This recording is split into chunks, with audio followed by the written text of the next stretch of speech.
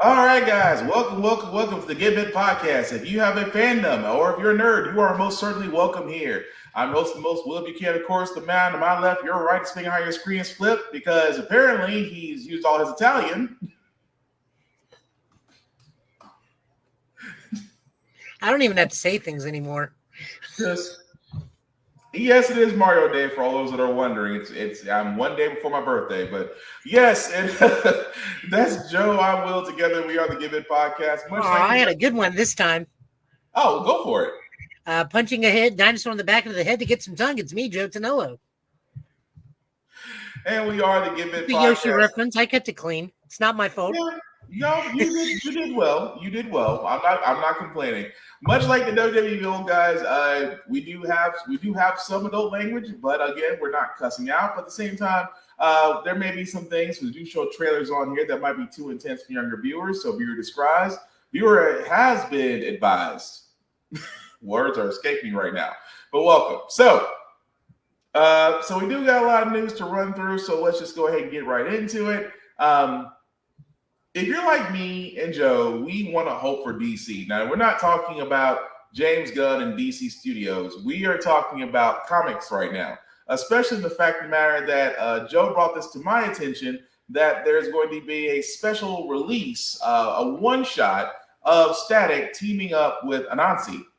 For all those who don't know, Anansi was one of the characters from the Static Shock animated series. That's going to be coming out, which I think is going to be really cool. I was going to say, did they say when it was going to be? Sorry. Tuesday, June 6th is when it's actually going to be released. That lets me know my birthday's on a Wednesday this year. Yeah. So, yes, Tuesday, June 6th is when this will be released. Again, it's a one-shot. I'm going to be looking forward to this because Static has always been, to me, one of those characters that DC / Milestone could really put out there that is immediately identified just because of the Static Shock animated series and the CW and Warner Brothers. And again, in comics, especially right now with Shadows of Dakota, which where me and Joe will get into later, it's definitely been very good. But Joe, any thoughts on this one shot between Anansi and Static? Well, I definitely echo you. I still say Shadow's probably one of the most pivotal young characters DC has ever created. Mm-hmm. Is everything I could ask for in a new character. Having Anansi come pull a reverse Harley Quinn, is certainly something. I believe he teamed up twice. Yeah, twice. Static in the animated series. Yeah. It's been a good hot while. I mean, I remember the time he teamed up with Shaquille O'Neal and Little Bow Wow, but for whatever reason, the two times he teamed up with Anansi elude me. I remember one time was when he went to Africa, and another time is where Anansi came to him. Yeah. Me growing up in an army base, I'm actually very familiar with the story of Anansi the Spider. So I am really excited to see where this is going. And, Milestone has yet to do us wrong in the comics. So I'm really looking forward to this. Yeah, especially with their icon versus hardware, but I'll have to discuss that another day because I'm really that's definitely a you feel because that's book got super confusing to me real quick. Yeah, time travel is not something. Time travel told that way confuses the crap out of me. It is a Doctor Who trip for sure. But again, this actually will be coming out June 6th. I will definitely be picking that up. Also, the Incredible Hulk will be getting another run this summer. Now, this actually picks off Philip Kennedy Johnson and who's the other guy? Artist Nick Klein, because in this one, because Joe actually covered this as well, I think about, I want to say 2 or 3 weeks ago. We've gone from Immortal to Starship. Now we're going back to Incredible. Yeah. Which for all those that don't remember that the previous run this is coming off of was the fact that the Hulk was basically treated like a starship, where Banner was literally in control and had different aspects of his mind while basically being a part of the ship as Hulk. So in this case, this does reboot it back to the Incredible Hulk to where I'm not going to say it's going dark, but the way they sound like it is going back to those things that, I'm not going to say those dark times of the Incredible Hulk, but those are actually one of his best stories, in my opinion. But are we talking about dark times as in Immortal Hulk? Are we talking about dark times as in walking around in bunny slippers, shorts, and a grenade launcher No, Oh, no. Dark Times and Immortal Hulk. oh, okay. Dark Times and Immortal Hulk. But We yes. also have two other news items I forgot to pull up, and that's because they literally just got announced. Is The Flash and Wonder Woman are both ending at 800 and rebooting later on in the year. Okay. So the Jeremy Adams run of The Flash will be ending at 800, and it'll be picking up with Cy Spurrier, who will be continuing the story with Wally West. Yay, yay. I'm tired of Barry. I love you, Jared, but I'm so tired of Barry. Not to mention, every time Wally's there, you get a very large ensemble Flash cast. Yeah. Flash family, and that's the kind of Flash I grew up with. So I'm really looking forward to that. They did say that Cy Spurrier will be of X-Men writing. Cy Spurrier will be writing that book, and Wally will be taking on cosmic horror in his book. Nice. Okay. Also, Wonder Woman will be ending and beginning in 800. The current run of Wonder Woman will be ending in 800, and then Tom Taylor will be picking up Wonder Woman. Tom Taylor, who is writer of the now very, very popular Supergirl Woman of Tomorrow and Human Target, which Will and I both love. Yeah. He will be taking over Wonder Woman, and at the end of issue 800 will be a 10-issue lead-in to his series coming out also around September. So DC is starting to do some things. They've also announced that Hawkman will be getting his own comic soon, and at some point, Dr. Fate is getting his own book again. Because of the popularity behind both of them, and the only two bright lights out of Black Adam, but I can see that. Yeah, except for the helmet removal, And in this interview where it was announced with Tom Taylor, they of course really poked fun of The Rock by saying, "Yes, the power dynamic of DC will be changing forever after this." They will not let that go. It is. He's gonna have to ride. He doomed himself on that. He's gonna have to ride that out. But let's be honest, it's The Rock. He's gonna jump back into the movie, and it'll be all forgotten. But again, yeah, he's gonna have to hold that L for a long time. But speaking of things, that Joe also did bring up to me, Ghostbusters may have a sequel to Afterlife. This basically being entitled Ghostbusters: Hell's Kitchen. It definitely is being said that we've been informed that this sequel is going to pick up at the beginning, where Afterlife left off. For all those that don't remember, the scene in Afterlife where you see the Ecto-1 being driven back into the Manhattan firehouse, and the fact that you see Ernie Hudson's Winston saying that, we're going to fix you back up, leads to believe that we are going to be back in where it all started in New York, possibly with a new team. We may see cameos from the original Ghostbusters. But as of right now, we just have a title. But again, I'm not mad about Ghostbusters: Hell's Kitchen. But no, I'm not. No, go ahead, Joe. No, I'm gonna probably enjoy this. This is the new working title. There was a bit of controversy lately around this movie because Ernie Hudson had actually not heard back about reprising his role as Winston, despite being very prominent towards the end of the movie, being the catalyst for the revival in New York and being the center focus in the game, Ghostbusters Spirits Unleashed, which is canonically attached with Afterlife, having its own story around it. But now, as of recently, Ernie Hudson did say, yes, he will be a part of this new working title. They are currently filming in England in about 2 weeks. Mostly because England will double as New York City. I don't see how. I have flown through England. I mean, unless this is a ridiculously huge soundstage. And what I mean by flowing through England is I played the Watchdog Legions game, which gives a full 1-to-1 scale of England, of London. Yep. I have flown through it on many a drone, and I don't see how that's going to be a double of New York. It's probably gonna be a lot of. It's got to be a soundstage. It's got to be a huge soundstage. Yeah, it has to be. But speaking of things that aside from Ghostbusters, which again we don't have a release date on when Hell's Kitchen's coming out. We will also make one joke. I do want to see Charlie Cox with a proton pack now. You can always say he's a descendant of Venkman. This Venkman's recruited. I've been recruited by a guy named Venkman. It's like we can see it. It's like we can. It's like, are you related to? Yes, I'm related to him. I'm the other son. I can see that. I'm the other. I can see that I'm the other son. I can honestly now I want to watch Ghostbusters now. Anyway, move right along, guys. Creed, which again, Creed 3 being in theaters. Because of the success, because Creed 3 has done very well in the box office, that Amazon may be getting an anime. Creed may be turning to an anime. Now, you've heard me and Joe say about this anime, and another friend of ours, Hellspawn Cosplay, has just now started watching Jaime no Ippo.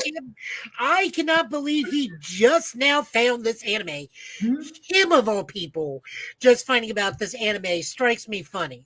But at the same time, look how quickly he's hooked. Look how quickly he's hooked into it. But anyway, it looks like Creed may actually get turned into an anime. For all those that know about Creed, yes, it is about a boxer, the son of a famous boxer, which again started out did trade with Rocky Sylvester Stallone's character, although Stallone isn't in Creed 3. You already know that off the bat that Stallone and the current holder of the rights to Rocky are not seeing eye to eye, so there's a chance that we may or may not see him in Creed 4 if it does actually happen. But at least in this point, I'm going to be interested to see what they do with this, especially the fact of it being an anime, a boxing anime at that. But if it is along the lines of Jaime no Ippo, then I'm all for it. Also, if you don't know what Jaime no Ippo is, go to Crunchyroll, look it up, watch the first season. You'll learn what a Dempsey roll is. Huh? You'll learn what a Dempsey roll is. Oh, yeah, you'll learn what a Dempsey roll is, a gazelle punch, frog punch. So, did you get a chance to see Creed 3? Not yet. I have. Oh, you go give your impressions of it. Go ahead. Oh, yeah. No, I love this thing. I will say the final fight went a little too anime at one point. Are we talking Dragon Ball, Vegeta and Goku anime fighting? They made that weird comparison, and I did not see it. But me and my buddy Jared, we went to go see it, and I was very wrong about this. Like, you guys remember, I was saying like this is definitely like a remake of Rocky 3. Yeah, the whole time. So it's really a remake of Rocky 5, but good. Okay, so the question I'm going to ask you later, just to answer my question then. Dang, I had a theory about that. Damien is basically what if Tommy Gunn was done correctly. Gotcha. No, really enjoyed it. Really, really good. Like I said, the boxing fights were fantastic. They were hard hitting. We get some returning characters. We do not, I will tell you, and this is not a spoiler because it's been said, Rocky does not make an appearance in this film. They did a fine job writing him out in the last film. Remember, for those of you who are not aware, Rocky retired and moved in with his son back in Canada so that he can live out the rest of his life with his family and grandkids. Right. This is entirely focusing on Adonis and his family and his relationship with his family, and also Damien once he returns. Now, me and Jared were just laughing our asses off because we got every single anime reference in this thing. We were also playing Spot the Gundam. Because Michael B. Jordan is a Gundam fan. Huh? Oh, no, Michael B. Jordan is such a huge Gundam fan. Yeah, he is a Gundam fan, so there's going to be one or two at least. I think we found 5. Sounds about right. But then the final fight happened, and the final fight is fantastic. It has a very iconic shot that is used in multiple boxing animes, be it the originator Rashida no Joe, Hajime no Ippo, or Megalobox. It is one of the definitive boxing shots you'll always get. Oh, nice. I was wondering if they took some hints from Megalobox. It does get a little too anime at one point, and I mean like really anime at one point. I'll explain to Will with very little context. That way it doesn't spoil it for him after the show, but we go full anime in this. I'm interested in that. I'm kind of interested now. They said if they had an anime fight, I was wondering how they did it. But cool. But Creed 3 is out in theaters. If you want to see, definitely want to go see it. Like I said, Amazon wanting to do an anime on Creed. I'm going to be very curious how they go about that. Also at Amazon, just because we're sticking with them, Amazon has picked up another. They decided to take up Batman Caped Crusader. Which they got a 2-season order from Amazon. Initially, this was going to be on HBO Max, but it looks like Amazon sat there and said, "Oh, for more money, we'll take it," which I'm not against. I believe this is going to be directed. This is a J.J. Abrams production, and because it's already got 2 seasons ordered, there is a lot of faith behind this. Which, again, if it's done correctly, I can see it being great. But I don't got no issues with that. I mean, again, Batman's never really had a bad animated series. I mean, the original one is probably the GOAT. That's the one that's going to stand the test of time. The Brave and the Bold, the Batman, those are all great. And of course, we're going to get another Brave and the Bold that's going to be coming out. That's really going to be focusing on Damian and going from there. But I see no problem with this. But what do you think, Joe? Well, I know WB is going to kick themselves in the ass for letting this go because Batman always makes money. Yeah.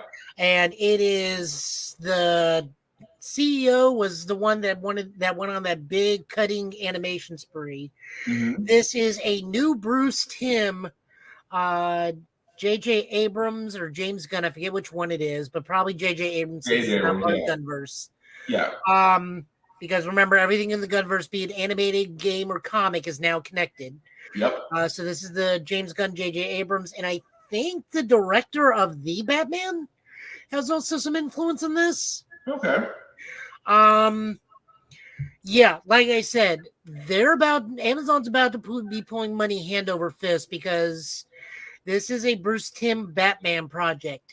People clamor for this more than the Snyderverse guys clamor for Snyderverse stuff. And they still hear that flag. All of us want this. And I think there's been only one frowned upon Batman animated series. It was that one that was completely CG and had Professor Pig as the main bad guy most of the time. Wasn't that I can't remember which Batman that was.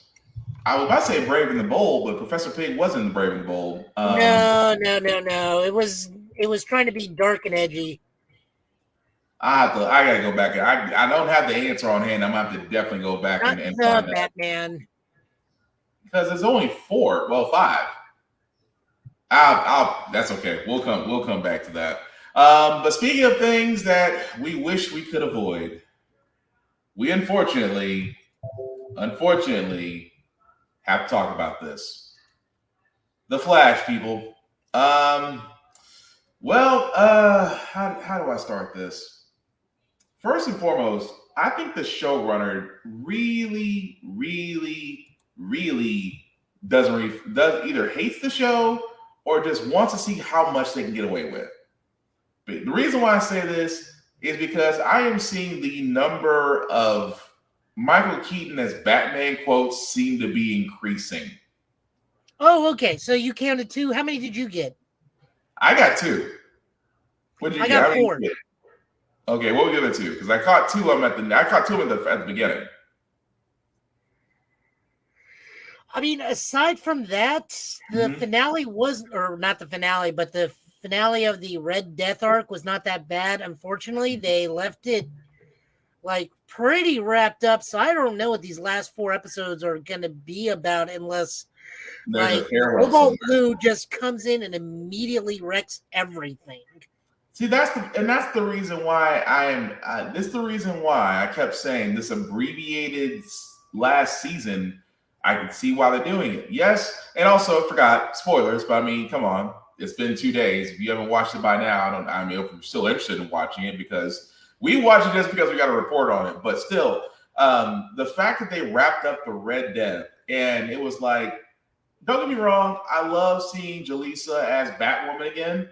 but it was just, it felt like a hodgepodge. Like, Oh yeah, like they wrapped up what would be a whole 26 episode season in you did it in you really did it in about really 6 4 episodes. episodes, because 5 episodes. The first episode was just really them doing Groundhog's Day, and not really. We got Yeah, introduced to new Captain Boomerang, but that really didn't have anything to do with Red Death. true. But, Uh, but that's the thing yeah, about it. But that's the thing about it, though. I mean, they wrapped it up to where Red Death is caught. Red Death is caught. But I mean, the whole premise, the duality of it all, and it's just like you really didn't go into a lot of explanation, but you just kind of wrapped it all up and sat there and said, well, we're going to leave it at this, but you still have 4 episodes to go. so I guess that means one episode we know we know one episode is going to be devoted to Barry saving the legends. Yeah. Like that's a foregone conclusion. Yeah. I guess that means Cobalt Blue's gonna come in, or Eddie Thawne, they're getting him back from season 1. He's gonna come back and wreck house, and Barry's gonna have to get everybody to deal with him. But they're gotta do it in 4 episodes. It's just gonna be a run. I feel like it's gonna be a rush job. And I think it's irony considering this is the Flash, but I mean, if you were going to do a 9-episode series, I'm like, you have the 1-minute war. I mean, that's going to wrap. I mean, it's a 5-part. I mean, comic-wise, it's a 5-part series, but you could have told that in 9 episodes. You really could have. But it's like for a show that really had a lot of great writing, and it's just like it started off great. It just feels like at the end, it needs something. I kind of feel like they're gonna just, shovel Reverse Flash somewhere in there. That's to me. I think. No. Remember, Eddie Thawne is.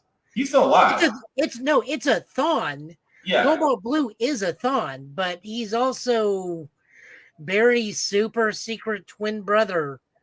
Yeah. So it's gonna be different. But again, 4 more episodes to go, people. 4 more episodes to go to the end of the Arrowverse. Moving right along to some better shows. The Mandalorian. First and foremost, I am really, really liking this new season. Number one, we knew it from last season that because of him removing his helmet, he is basically an apostate. He's not considered a Mandalorian anymore. So he was told by the Forge Master. Thank you. He was told by that person that in order for you to be redeemed, that you have to go back to the living waters and bathe in them, and you'll be a Mandalorian again. So this is really a recap of the first and second episodes. First and foremost, love them both. Love the fact that Grogu is starting to act like a teenage Groot. I'm not gonna lie, he's starting to act like a teenage Groot. But you do see, of course, the revisit back to the planet. Carl Weathers is now I guess he moved from the mayor. I guess he's now the governor, I guess, in a sense. Grand Magistrate. Grand Magistrate. That's what I want to say. The Grand Magistrate running joke was really good. Even up until the point to where he went to Bo-Katan, who looks rejected. Because we catch up on her story where because she wasn't able to get the black saber, that her entire army has basically dispersed, become mercenaries, and she's just hanging out to be hanging out. And she actually helps the Mandalorian not only find living waters, but also rescue him. But she notices something in the water that's a little bit familiar. But there were some weird choices in these first 2 episodes. The first big one is the whole Babu Frink stuff. Yeah. It's not that it was bad, it's that the Mandalorian cannot understand these creatures. Mm-hmm. The magistrate keeps translating, but yet at the same time he keeps going, no, I get it. Yeah. It's like, but you just said you don't understand them. And of course, then we get, Grogu trying to hug on everything. That was funny. He called a bad baby. And I just like how the whole universe, and I think even Mandalorian's like, well, this is clearly your son now. Yeah. Or even like Katie Sackhoff's character. It's like, where's your dad? That part was funny. And then when she comes up, it's like, well, how did you find me? Your kid? And it's like, well, he's not. You're expecting like he's not my child. It's like, yeah, that makes sense.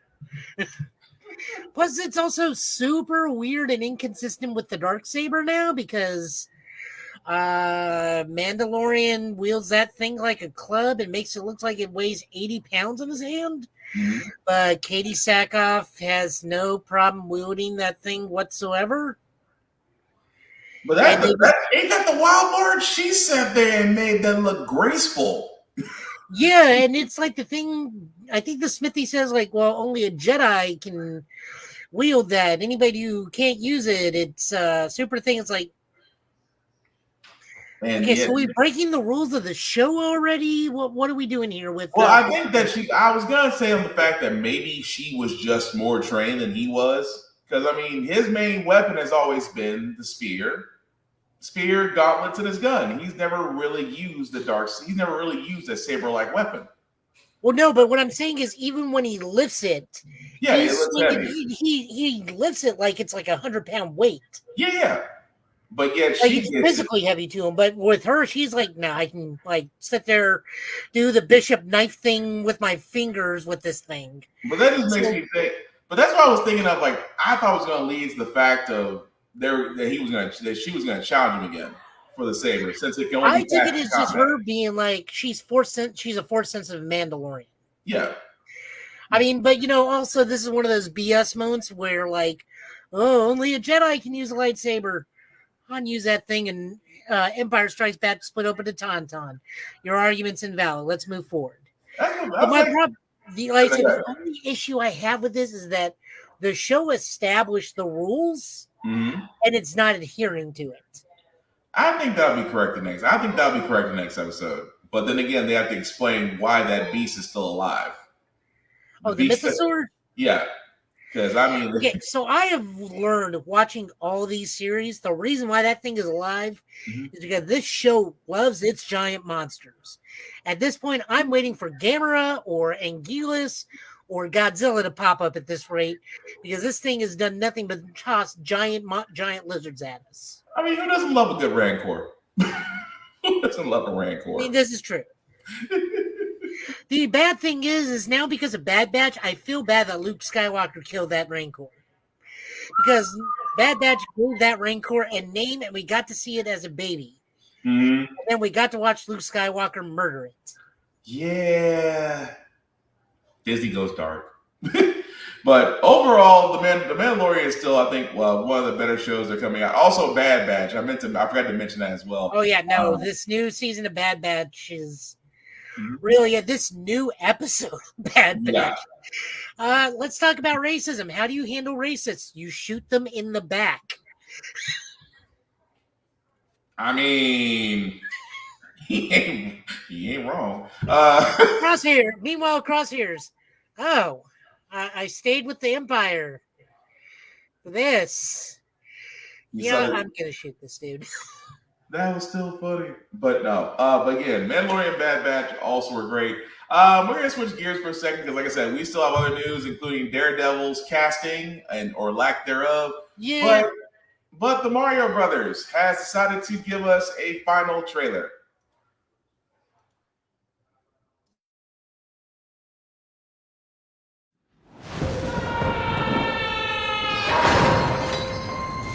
Where am I? Ooh, fresh meat for the grinder.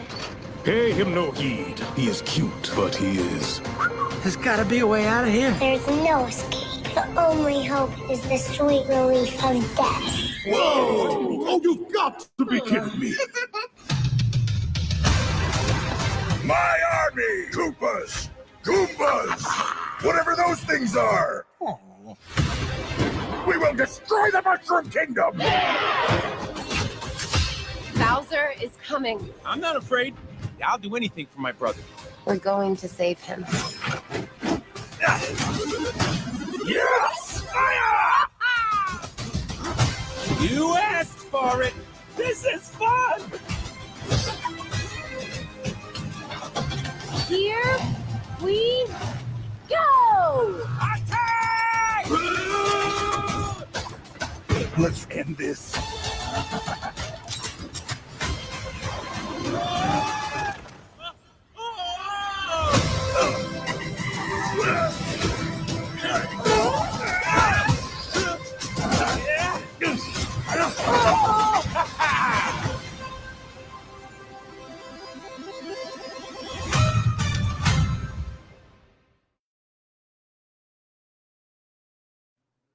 Oh man. Okay. You know what?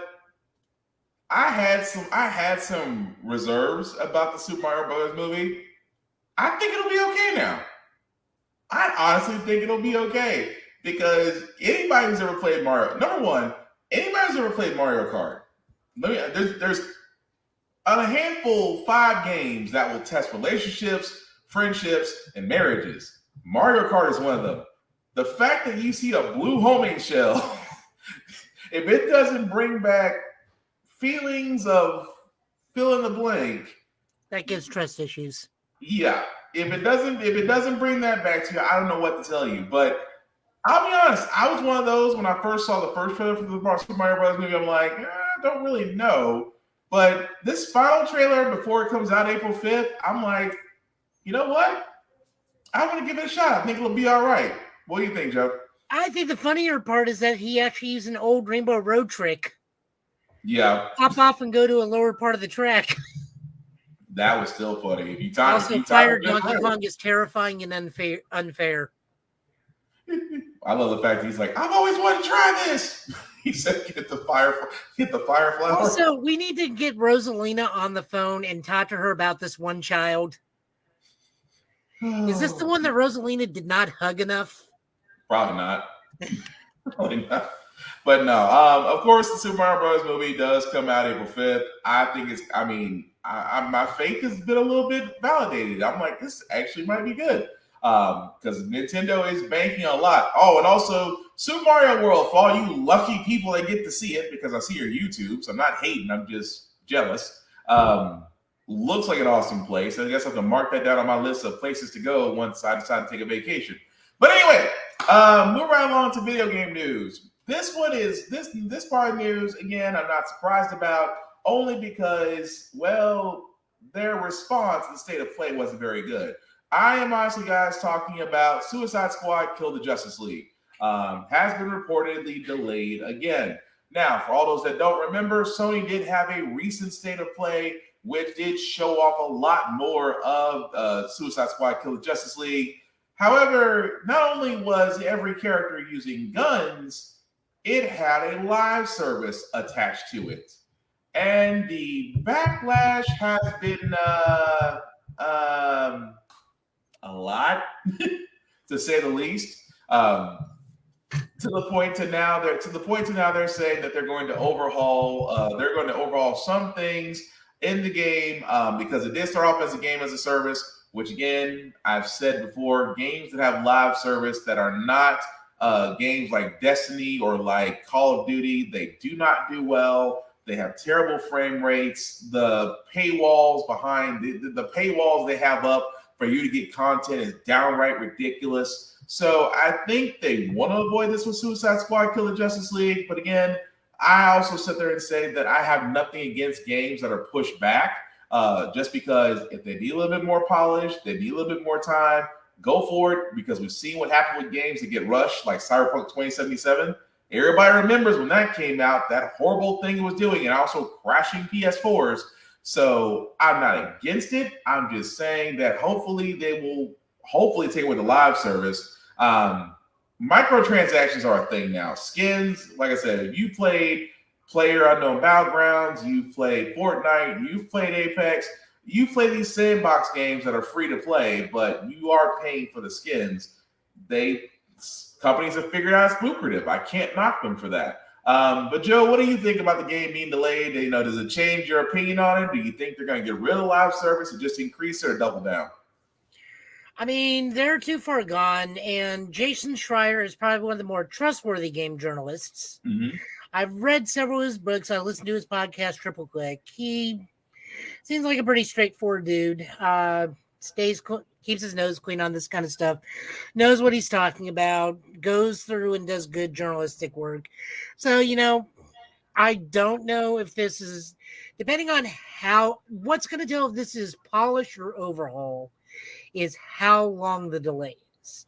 Yeah. Was I going to get this game? God, no. I am not what is probably coined by another podcast I listen to, Video Game Apocalypse. I'm not a sleuter. Not a sleuter kind of guy. Yeah. I mean, I'll do Avengers for the story mode and the Wakanda DLC and stuff like that, but I'm not going to sit there and, make sure Captain Boomerang has his level 5 purple boomerang, which does 26 damage, but has 56 heat damage. Mm-hmm. And then also equip a machine gun that hits for 50 damage, but irradiates an opponent for 2 damage every bullet. I'm not doing that. Well, what especially makes when the majority of the game seems to be shoot the purple spots. Well, that's the thing that bothers me when they show the state of play. I was hoping that the only person I was thinking that was going to be using guns would be obviously Deadshot, Harley Quinn, and that's it. I would think they would kind of stick to the strengths of the characters, Captain Boomerang with his boomerangs, King Shark with his strength ability, and stuff like that. But the fact that now everybody's got guns, everybody has some sort of aerial attack, and as like you pointed out, it just seems more colorful. And I want to give Rocksteady more credit because they've given us really quality games, especially in the Batman Arkham series. They gave us pretty good games. That's the reason why this is a part of. This is considered part of the Arkham franchise. Which is the reason why I don't want to dismiss it. I still do want to play it. I think the story is going to be great behind it. It's one of the very last pieces that the late Kevin Conroy was a part of. So I want to give it a shot. That being said, I may not purchase it when it comes out immediately. I may wait for some few patches to go through first. But yeah, I mean, the whole thing about being delayed, I get it to a certain extent, but the negative feedback that came back from that game being released makes me think that they're going to go back and change some things. Now, like you said, it's highly unlikely they're going to remove the paywall. It's highly unlikely the live service is not going to be removed. But I'm going to be honest, that story better be freaking on point for me to stay interested. Someone's already leaked the story, and apparently we're not killing the entire Justice League, only some of them. So, this is I'm gonna still give it just due. Still give it just due. Anyway. But yeah, it's just that me and Joe have talked about this several times. There's nothing wrong with a game being delayed. There is nothing wrong with it because we've seen what happens when games get rushed. We've seen what happens. It's never good. It turns out bad. And at the same time, like one of the games I love, before we move on to this next subject, Anthem. I hate when games are called Destiny killers. And I love Destiny. I can't wait to play the Lightfall expansion. I can't wait to play that. Wait to play that when I get a chance. But Anthem, when it first came out, was being compared to Destiny because it was basically Iron Man. You're in Iron Man suits. The problem is Electronic Arts, which was behind it, pushed it too far. Pushed it when it wasn't ready. Plenty of bugs, plenty of crashes. Didn't really equal up to its pay scale to the point to where EA eventually abandoned it. I don't want the same thing to happen for Rocksteady on the Suicide Squad game. I do want them to take their time. But yeah, it's just there's some aspects of the game I'm already not liking, but I still want to give it a fair shot. But I digress. But anyway, that being said, guys, we are going to go back to the movie side of things because as Armor Wars is coming up, we have seen a rumor. The rumor basically is Eltron, who was voiced by James Spader in Avengers Age of Ultron, may be returning as Eltron in Armor Wars. Keep in mind, this is a rumor. Nothing has been confirmed. But there are those that are in the interwebs, in the holes of Reddit that have heard snippets that it's possible that he could be back in the MCU in Armor Wars. Now, of course, this was the only time. Of course, Eltron, as far as the character, not James Spader voicing him, was in the What If series, which was voiced by Ross Marquand. But I'm gonna be honest with you, I love James Spader as Ultron and Age of Ultron. I thought he did the role justice. Joe, I'm gonna ask you, because Armor Wars is basically gonna focus on Stark Tech being out and about in the world. Is it possible, considering the fact that Ultron did make many copies of himself? Are they gonna go with that story as far as him being around and just laying low, or do you think it's gonna go differently? Wasn't Ultron also the main villain in that Avengers Cruise movie we Yeah. watched? Yeah. Okay. As for how he comes back, Lord only knows. It's Ultron. He can come back a number of different ways. At this point, I'm surprised Hank Pym just doesn't rip half his face off and Hank Henshaw it as Ultron. Or rather, it should be Tony Stark, but in this universe. But still, I mean, I'm down for it. Ultron's always a blast in the comics. I mean, when he's not overly goofy, like what I just said with Pimtron. Yeah. But I mean, he's always a valid threat to the Avengers. He's always a valid threat to the world. In this particular version of Ultron, this is Tony's hubris as a walking, talking death machine. Yeah. Is it hubris or is PTSD? I think PTSD would be the better disclaimer. Well, better word. I mean, it is essentially Tony in robotic form. So It's Tony's PTSD in robotic form. Yeah. Yeah. I mean, I'm down for it. Armor Wars, I don't know how much of that has changed now that Bob Iger's back in control. Yeah. Because we do know that Agatha Harkness, despite already filming, has been put on indefinite hiatus at the moment. Because Bob Iger is pulling back on certain things because he wants quality over quantity. Yeah. I don't know how much they're going to be retooling, because I don't know if they're going to be pulling back on the Riri Williams aspect on this movie or not, because honestly, as much as we said it, I still think she was a little bit forced in Wakanda Forever. Slightly, but I see your point. Yeah. And nothing bad about the actress or the portrayal. It's just one of those things of what are we going to be doing now that Iger's back in control and giving the marching orders? Because we do know that he's not a fan of the one shot. Yeah. He's more of, he wants everything tight and cohesive, like it was when he ran before he let Chapek ran it, because Chapek just like everything, put out everything, everything's greenlit, everything go. Yeah. And then you got out with some of this random stuff, which, you know, for the majority of the part, and I'm speaking for Will on this one, and he's welcome to disagree with me. We liked almost everything out of Phase 4. Yeah. I mean, Eternals is hit or miss depending on who you are. Yeah. It's probably the only, and then Thor: Love and Thunder was what it was, but that's what happens when you go too much comedy. You went Ragnarok twice. You went like way too far to the left.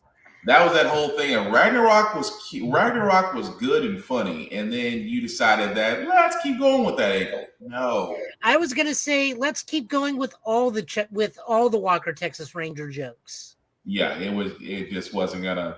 But I mean, now that Iger's back, we're tightening things up, and you know, things that don't make sense aren't gonna go. Like we know that Contest of Chaos was supposed to be now for Marvel a big Agatha Harkness thing, because Agatha Harkness was supposed to come out when Contest of Chaos came out. Yeah. Now that's not happening. So Armor Wars is a question mark. I don't want to say threatened. I just don't know what it's gonna be now. Oh, we can say threatened. Huh? We can say threatened because it changed. Because again, like you said, Bob Iger being back, it does change things. So yeah, we can say threatened. Well, I mean, not threatened as in cancellation or indefinite hiatus. I think the better term is, where does Armor Wars fit in this phase? Because now we're not looking so much at Ultron as in the grand scheme of Kang. Where does Rhodey fit in? Where does Ironheart fit in? Right. Which again, you would think they would push that forward just because they're going with the Kane story in the multiverse saga. But so I mean, like the only two aspects I can see this in is, I mean, even with the Ultron, is Uh-huh. Kang gets an Ultron somehow, some way, because time travel. And just Kang's recruiting forces, and it's really easy to kill a robot and repair a robot. At the same time, we don't know how many copies of Ultron were out there, and he could have just stumbled upon one. He could just be sitting in some little PC cash register in the back of a Taco Bell, waiting to hit the internet. Silver Centurion could become part of Armor Wars because that's the most techno of the Kangs. Yeah. Or that could be the introduction to Iron Lad, or a younger Kang. Yeah. Comes in and starts in the background. Hey, there's a dude. There's a kid Riri knows. His name is Nate. And he's really interested in this armor. I would love the fact he came back and said, "What are you, kid?" And he says, "I'm a mechanic." Yeah. Just to highlight going back to Iron Man, 3. It's like, I'm a mechanic. And it's like, you're that kid. And it goes back to Iron Lad. But I see what you're saying though. But it's one of those things to where I'm not saying things can change, but Ultron would be a welcome sight, just because again, Ultron doesn't necessarily die. He would be back in Armor Wars again. Rumor, nothing's confirmed.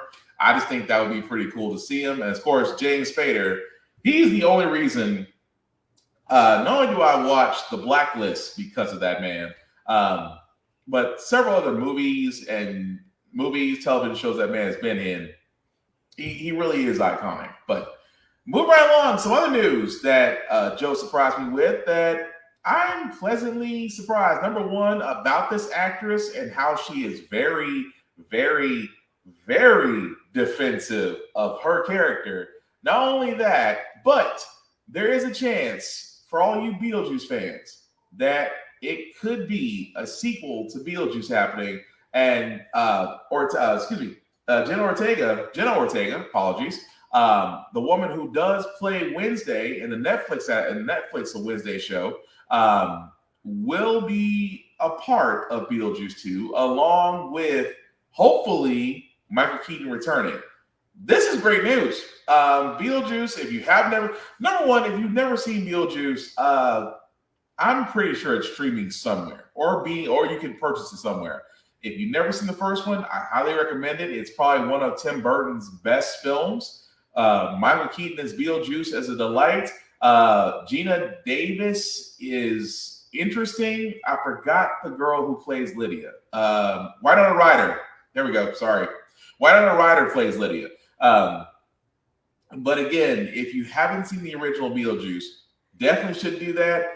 I think, I don't know where the sequel's going to go. I don't know where the sequel's going to go at this point. I mean, it could focus on Lydia having a daughter. It could go completely left or completely right. But it's Beetlejuice, and Michael Keaton with Tim Burton being back. If Michael Keaton does return, because I think without Michael Keaton it doesn't work.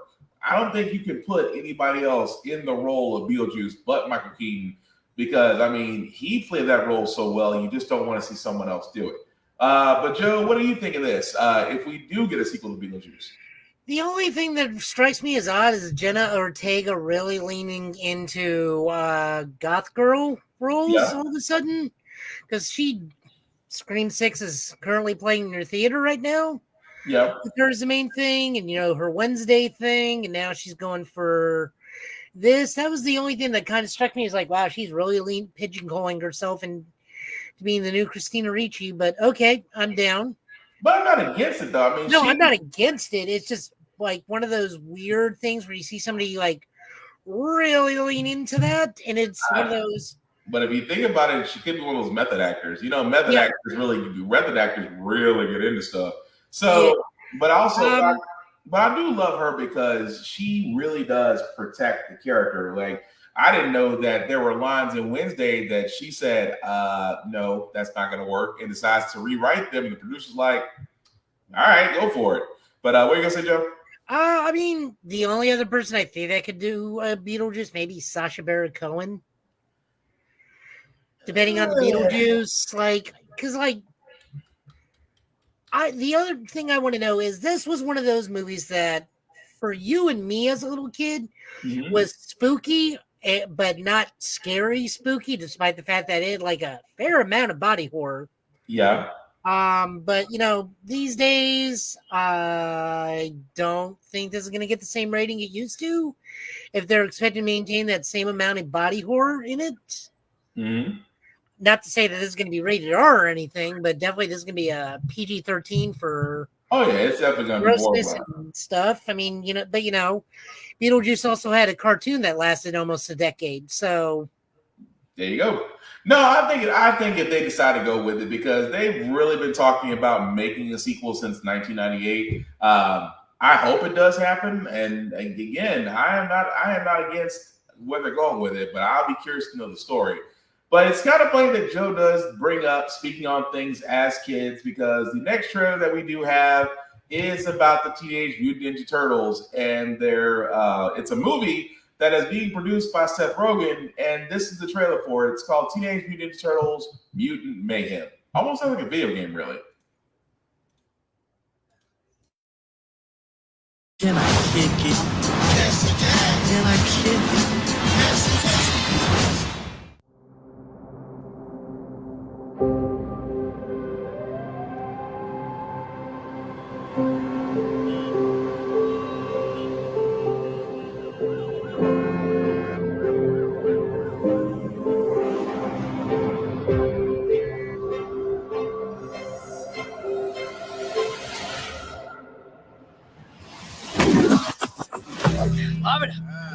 Stay still. Stay still. Now. Oh! Let's try that again, but with ninja stars. Hey, why did we pick a fruit shaped exactly like my head? Just stop talking. You're ruining my concentration. You're fine. Chill. He's gonna die. What, did you hear that? What was that? Well, nothing we can do. You guys want to grab pizza? Can I kick it?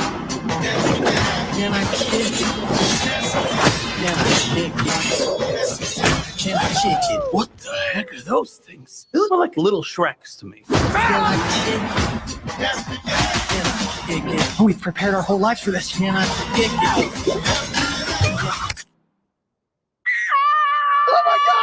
Oh my, I'm gonna be sick. Leo, what happened? Is Donnie bleeding? It was an accident. Mikey, watch out!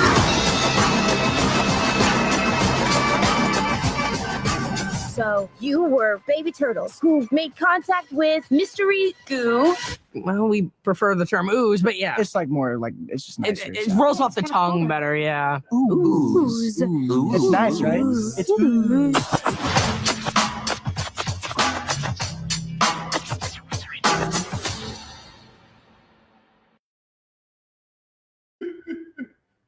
Okay, so as you can see, guys, that was Teenage Mutant Ninja Turtles Mutant Mayhem. It will be out August of this year, so we'll be expecting a date later on. I'm not gonna lie, I'm digging it. I know for a lot of people, like I said, if you're in the era of me and Joe, the drawing's a little different. I get that. But I do love the fact that, number one, I love the essence of it. I love the fact that it's exactly how we picture turtles to be. The voices are really voiced by younger actors. And the simple fact of the matter is they were able to keep a lot of the elements that we know and love. Plus, Splinter has an afro. I am already intrigued by this. And also, for a lot of people that are wondering,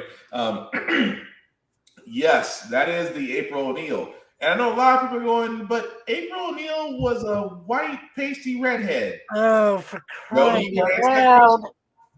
You want to field goal that one, Joe? Oh, yeah. So let's talk about the comic book, people. First off, April O'Neil in the comic book was a mixed person until we found out she wasn't even a real person. April O'Neil in the last series, Rise of TMNT, teenage black girl. No one cares about her race. Let kids be kids on this. Like, we need the kids to have someone they can identify with. No one's identifying with a redheaded woman wearing a yellow jumpsuit unless you're someone who's 15 or older. Like, April O'Neil did things to many children. There's a reason why I prefer redheads. It's not my fault. It's April O'Neil's. Also, Mike needs to watch his hands in that first episode. I got it. You freeze frame it. You know what I'm talking about. Yeah. I don't understand what it is with this. Like, people can be different colors in different films. Like, we've established the turtle multiverse. There's This always is April, not the April. April was a half black, half white, until we learned that she was a comic book drawing brought to life by a man and a magic pencil, literally. Because folks, because there's always going to be those people like, well, well, they should be. I said, if you really go back to a lot of these character creators, you'd find out some stuff that there is a reason that their original idea didn't go through, because somebody who had more money and more influence said, no, we can't have this happen. Don't believe me? There's plenty of stories out there. And if we're going to go original, let's go original Ninja Turtles. The dark type. The ones where they weren't happy-go-lucky teenagers. They were basically killing machines. But, you guys want to jump on the whole, well, it's just that April O'Neil why is she black? Doesn't matter. Because here's again, and I have to give Carl Jones credit for this because he said it first. Because he's actually along with him and others. They said if you keep telling the same story over and over again, if you keep doing that, the story's gonna get stale. So you have to find different ways of telling the story. If it means that new adaptations, new characters, if you tell the story different, it's going to be fresh. Wrestling fans know this because we've seen multiple storylines by multiple wrestlers, and it doesn't get old because they change one or two elements. The story still gets told, but it's still the same element. I mean, look at Peter Pan and Wendy. I have never seen so many people mad about Tinkerbell being black. Tinkerbell, a mythical fairy being black. And there are YouTubes, documentaries, dang near papers being posted out there of basically why Tinkerbell should be white. I cannot make this up. What do you want to say, Joe? Here. Picture there to share. Oh, I got you. This was the original April O'Neil, guys. Can't do anything about the size of it, sorry, but But yeah, that's the original. She was basically a mixed woman. You're exactly right. But it's No, that's good enough. That works. But what's so crazy about it is the fact of the matter is that you have individuals that will find somehow, some way arguments. Like it was Little Mermaid. There was someone using science to explain why mermaids are pale. Mermaids are mythical. They're not. No one has ever seen a mermaid. What are you talking about? You go to Wakula Springs, you can see manatees all over the place.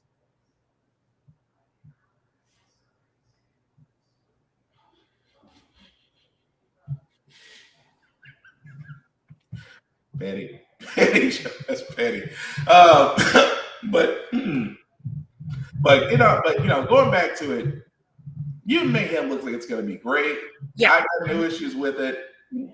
Mayhem looks to be good. We definitely got confirmation there are going to be 2 different teams in this movie. Yeah. It's going to be the Mighty Mutanimals and the Teenage Mutant Ninja Turtles against the Utroms. Yeah. I do like that the kids sound like kids. I will become very honest. On the initial watch of this trailer, I did not like the Donatello voice because he sounds super young compared to everybody else, despite the fact that Mikey is the youngest because he has braces. Yeah, sure. I guess but the more again, and I even told people in my comments when I said this, they were telling me, "Well, it's a young actress." Like, yeah, and the more I watch it, the more it'll grow on me. Yeah, it's like on this initial watching, though, I do not like the fact that he sounds like he's 10. But you know what? This is happening now. I guarantee you this was happening 5 years ago. It would just be the 4 boys from Stranger Things voicing these characters. These kids are semi-new actors. They have some credits, but they are not like Paul Rudd being Mondo Gecko. Who he is being Mondo Gecko. We have confirmation that John Cena is Rocksteady. Seth Rogen's going to be Bebop, which is slightly confusing because I feel a black guy should be Bebop, but in the cartoon, he was a white dude. He was a white dude. He was a white dude in the cartoon. Was he a white dude in the comic? Yeah. Okay, I keep forgetting what 80s. Because Bebop, in the comic, Bebop was the white dude. Rocksteady was a black dude before they got that. I thought they were in the cartoon. They were both white dudes, right? The first run, yes. Because when they went back into the second one, Rocksteady was black. No, Bebop's always been the black dude. I'm gonna go with your word on that one. Because I either Bebop. Well, wait, hang on. No, sorry. Nope, you're right. You got to switch, didn't you? Yeah, you're right. Sorry. And then like we got Mighty Mutantables. I know for a fact that Leatherhead's going to be female this time around. I believe is the voice actress for it. There has not been females voicing alligators for a very long time. If you want to know that reason, please go see All Dogs Go to Heaven. I will go there. I knew you were going to say that. That's not my fault. They did that to themselves. I knew you were going to. I knew he was going to say that. No, I'm looking forward to it. I'm looking forward to see what they do with the Mighty Mutantables. My only regret is I don't think they casted a Slash, and Slash is pretty pivotal to the Mighty Mutantables. Unless he hasn't been announced. I think they dumped everything out because we even know that like somebody's called Cynthia Utrom. Yeah. This is the first trailer though, so we don't really have a lot. Yeah, the only thing that strikes me super weird is we don't have a Shredder. Yeah. And that Splinter is voiced by Jackie Chan. Yes. The weird thing is to me on that one is why is Jackie Chan, a 60-year-old Chinese man, playing a early 30s Japanese rap man with an afro? I'm just. I mean, congrats! They got an Asian to play an Asian, but they got the wrong Asian to play the wrong Asian. Well, real quick before we go to the next one, who would you spot cast in that role? Just curious. Either Hiroyuki Tagawa, because he's in everything these days. True. Or Ken Watanabe. Fair point. I can see Gary though, because I can see that he kind of got that. He's always got that cadence to him. He's also got that sass, which I want Splinter to have like that mild amount of sass. Yeah. Because we know in this trailer, and I guarantee you that's what it is, when they're showing off their weapons, they are stealing those weapons and going out to do stupid things. It's one of those are the training weapons that Splinter says only use these for training. And they are teens. They are 13, 14, and 15, I guarantee. Probably not even that. I guarantee you they are Mikey's probably 12, Donnie's 13, and Leo Raffer 14 at the most. Oh, this is before they were polished. This definitely won't be that. This is not where 18, 19, and 20. This is we just had the birthday. Yeah. It's 18 with some of these turtles. So these are goofy kids going out and doing goofy stuff. Yep. But still, August 2023 is going to be definitely interesting when that comes out.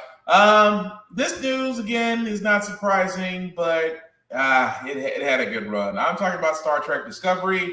Star Trek Discovery, guys, will end with Season 5. As you can see there, it was announced a little bit earlier today that in 2024, we will get the final run. If you have not seen Star Trek Discovery on Paramount Plus, I highly recommend that you should. It is definitely a great series. Also, Brave New World. If you haven't seen that, definitely watch that. If you're currently watching Picard Season 3, please do not tell me. I'm hearing great things about it because I'm still trying to catch up. It's so good. I'm trying to catch up on Season 2. I understand Picard Season 3 is great right now, but just don't tell me, please. Also, go watch Lower Decks. It's literally the best of all the Star Treks. Also Lower Decks, and of course, Star Trek Prodigy on Nickelodeon. But yes, Star Trek Discovery, unfortunately, will end with Season 5. I still think it was a great series to get to 5. Nothing wrong with the cast. The storylines have been great. I wish that she got her Q. Almost every Star Trek captain had a Q moment. And she was probably the one. Well, let me not say that, because Q could probably appear for her in season 5. Well, AQ. I don't think John Delancey's going to waste his time. We know John Delancey has a problem with certain cast members in Star Trek. Yeah, I would like to see AQ pop up, not DQ, because let's be honest. I think Cisco shut him up for all of us. I think Cisco shut him up. Picard never touched me. I'm not Picard. That still sticks with me to this day. But yes, still great series. You can still catch on Paramount Plus. Deadpool's 2, Jack Reese will play Hellboy in the Crooked Man reboot. Joe, I wanted your opinion on this because yes, they are going with another Hellboy. They are going with another Hellboy comic book movie. They are taking the Crooked Man, which again, a great story. If you don't know it, please go back and read it. I think to me, if we're doing top 10, that's probably one of the better Hellboy stories. If you don't know what the Crooked Man is, definitely look that up. But Jack Kelsey playing Hellboy. Joe, what is your opinion on this? Is this will be the third time we're beating Hellboy? Is it just like, are we beating a dead horse, or do we need to go back to an original, or do we need to go back to David Harbour? What do you actually think about this? Honestly, the best Hellboy were those 2 animated movies. Fair. I wasn't against the first one of the Golden Army, and honestly, David Harbour of Stranger Things, I think his Hellboy wasn't bad either. I think he was fine as Hellboy. I think he just got a bad movie. I think he just got bad writers. Yeah, it was bad writers. That's really what it was. I thought his Hellboy was great. But again, the OG, Ron Perlman, it's just one of those things where I sit there and say that, yeah, I'll be honest, you stick with certain characters. But again, Jack Kelsey, who's also in Deadpool, he was basically Black Tom for all those that don't know. If you go back to Deadpool 2, you'll see what he looks like. But I just think that, give him a fair shot. I just hope that he gets better writing. But again, Mike Mignola will be writing this, will be a part of the script writers. So hopefully we can push this past the Hollywood execs and get another good Hellboy movie. Like I said, we've had great Hellboy movies, but we never had a quintessential, holy crap, this is a Hellboy movie type of thing. But I'm willing to give it a shot. Plus, I love the Crooked Man story. It's still one of the better stories for Hellboy. But Joe, anything else you want to add to that? No, I mean, the only other thing I would want is the Hellboy Starman and Batman crossover. That would be interesting as shit. I would actually be ready. I would watch that. I don't care if it's an animated thing. I just wanted that way I can finally have a movie with Jack. Yeah, that'd be cool. But also things that are just really odd because, again, going back to the MCU, Avengers, the Kang Dynasty. It has been reported that in the next Avengers movie, which is the Kang Dynasty, that the X-Men and the Fantastic Four, although being much anticipated to show in the MCU outside of the alternate Mr. Fantastic that showed up in Doctor Strange Multiverse of Madness, will not be showing in the Kang Dynasty. I'm going to be honest, I don't think it's a bad thing because I really do think they want to give the Fantastic Four and the X-Men their own run of the MCU, if you will. I don't think they want to do it where you kind of already have a multiverse saga thing going on. I think they want to tell that story first before they get to the X-Men or in the Fantastic Four. But Joe, what do you think? I mean, do you think it's a bad idea that the X-Men are not involved, or the Fantastic Four is not involved, or do you think it's smart thinking that we're just waiting to actually introduce them to the MCU at some point? Well, I think the Fantastic Four is supposed to have a movie before Kang Dynasty takes off. But I think that's supposed to be a period piece, like in the 60s or 70s. I mean, that's pure conjecture. We know nothing about that. I think that's just been the longest running fan rumor, is that it's a period piece. Yeah. But it's still supposed to happen before it. And I also think the ongoing rumors that they're dealing with Ramatet. So either Ramatet deals with the Fantastic Four, or the Fantastic Four lost themselves and are trapped in the negative zone and have been stuck in the negative zone this whole time. And then that Signal and Shang-Chi is supposed to be them, even though now we know it was originally supposed to be the Signal of Scott and Hope, because we do know for now that Ant-Man literally changed its ending like 2 weeks before the premiere. Yeah. So I guess the signal is now supposed to be the Fantastic Four signaling there somewhere.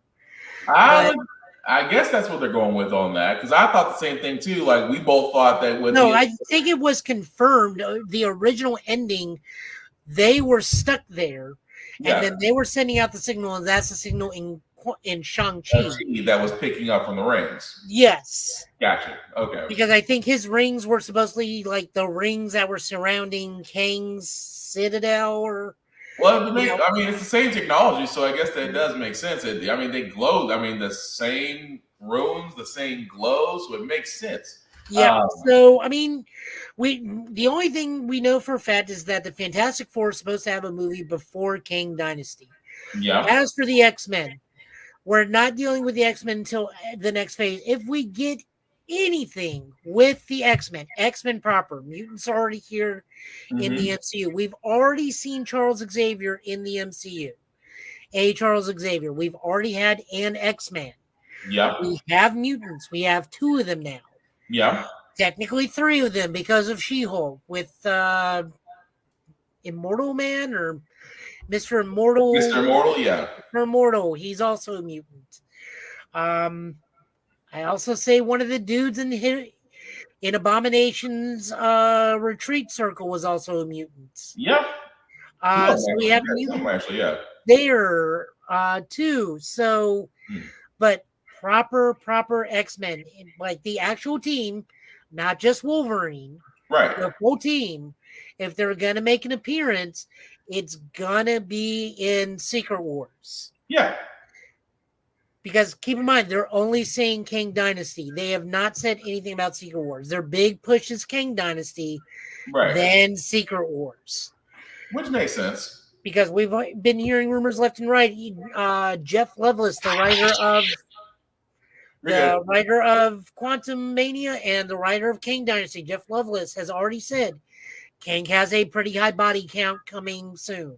Oh, yeah. Because, I mean, he kind of, well, not to spoil Quantum Mania, but he's like, how many Avengers have I killed? He literally says it. He's like which one are you? The one with the hammer? Yeah. He's like, so we know a body count's coming. We do know that. But I'm not against, like I said before, I completely agree with you. I think that they're saving it for the next phase. There's no need to push it anywhere, although Secret Wars has been talked about. So it's going to be interesting how they go to from there. But I'm just waiting for them to roll up on the island off the coast of somewhere. If they do Krakoa, if they do Krakoa, I'm going to be howling in that movie theater. Either that, or what they'll do is they'll use that giant hand in the ocean that's been there since because we still don't know at what point in time Eternals actually takes place, because so far no one in the MCU is like, there's a giant head and giant hand out in the middle of the, and no one noticed, and no one's noticing this. Like, so that's where the mutants can be. Possibly, it would just be interesting. I just want, like I said, I just want an island to just like roll up on the coast of the U.S. and they're like, the hell. That's always like the moment you see the tree, it's just gonna be like, it's like, yep, they're here. But no, but yeah, that's gonna be interesting once we actually see that happen in the MCU. But we do have one video game trailer, guys. For all those Budokai Tenkaichi fans, you've probably been seeing this. I'm not really much of a fan. I still love Dragon Ball Fighters, but I guess for those that love it, here's a trailer.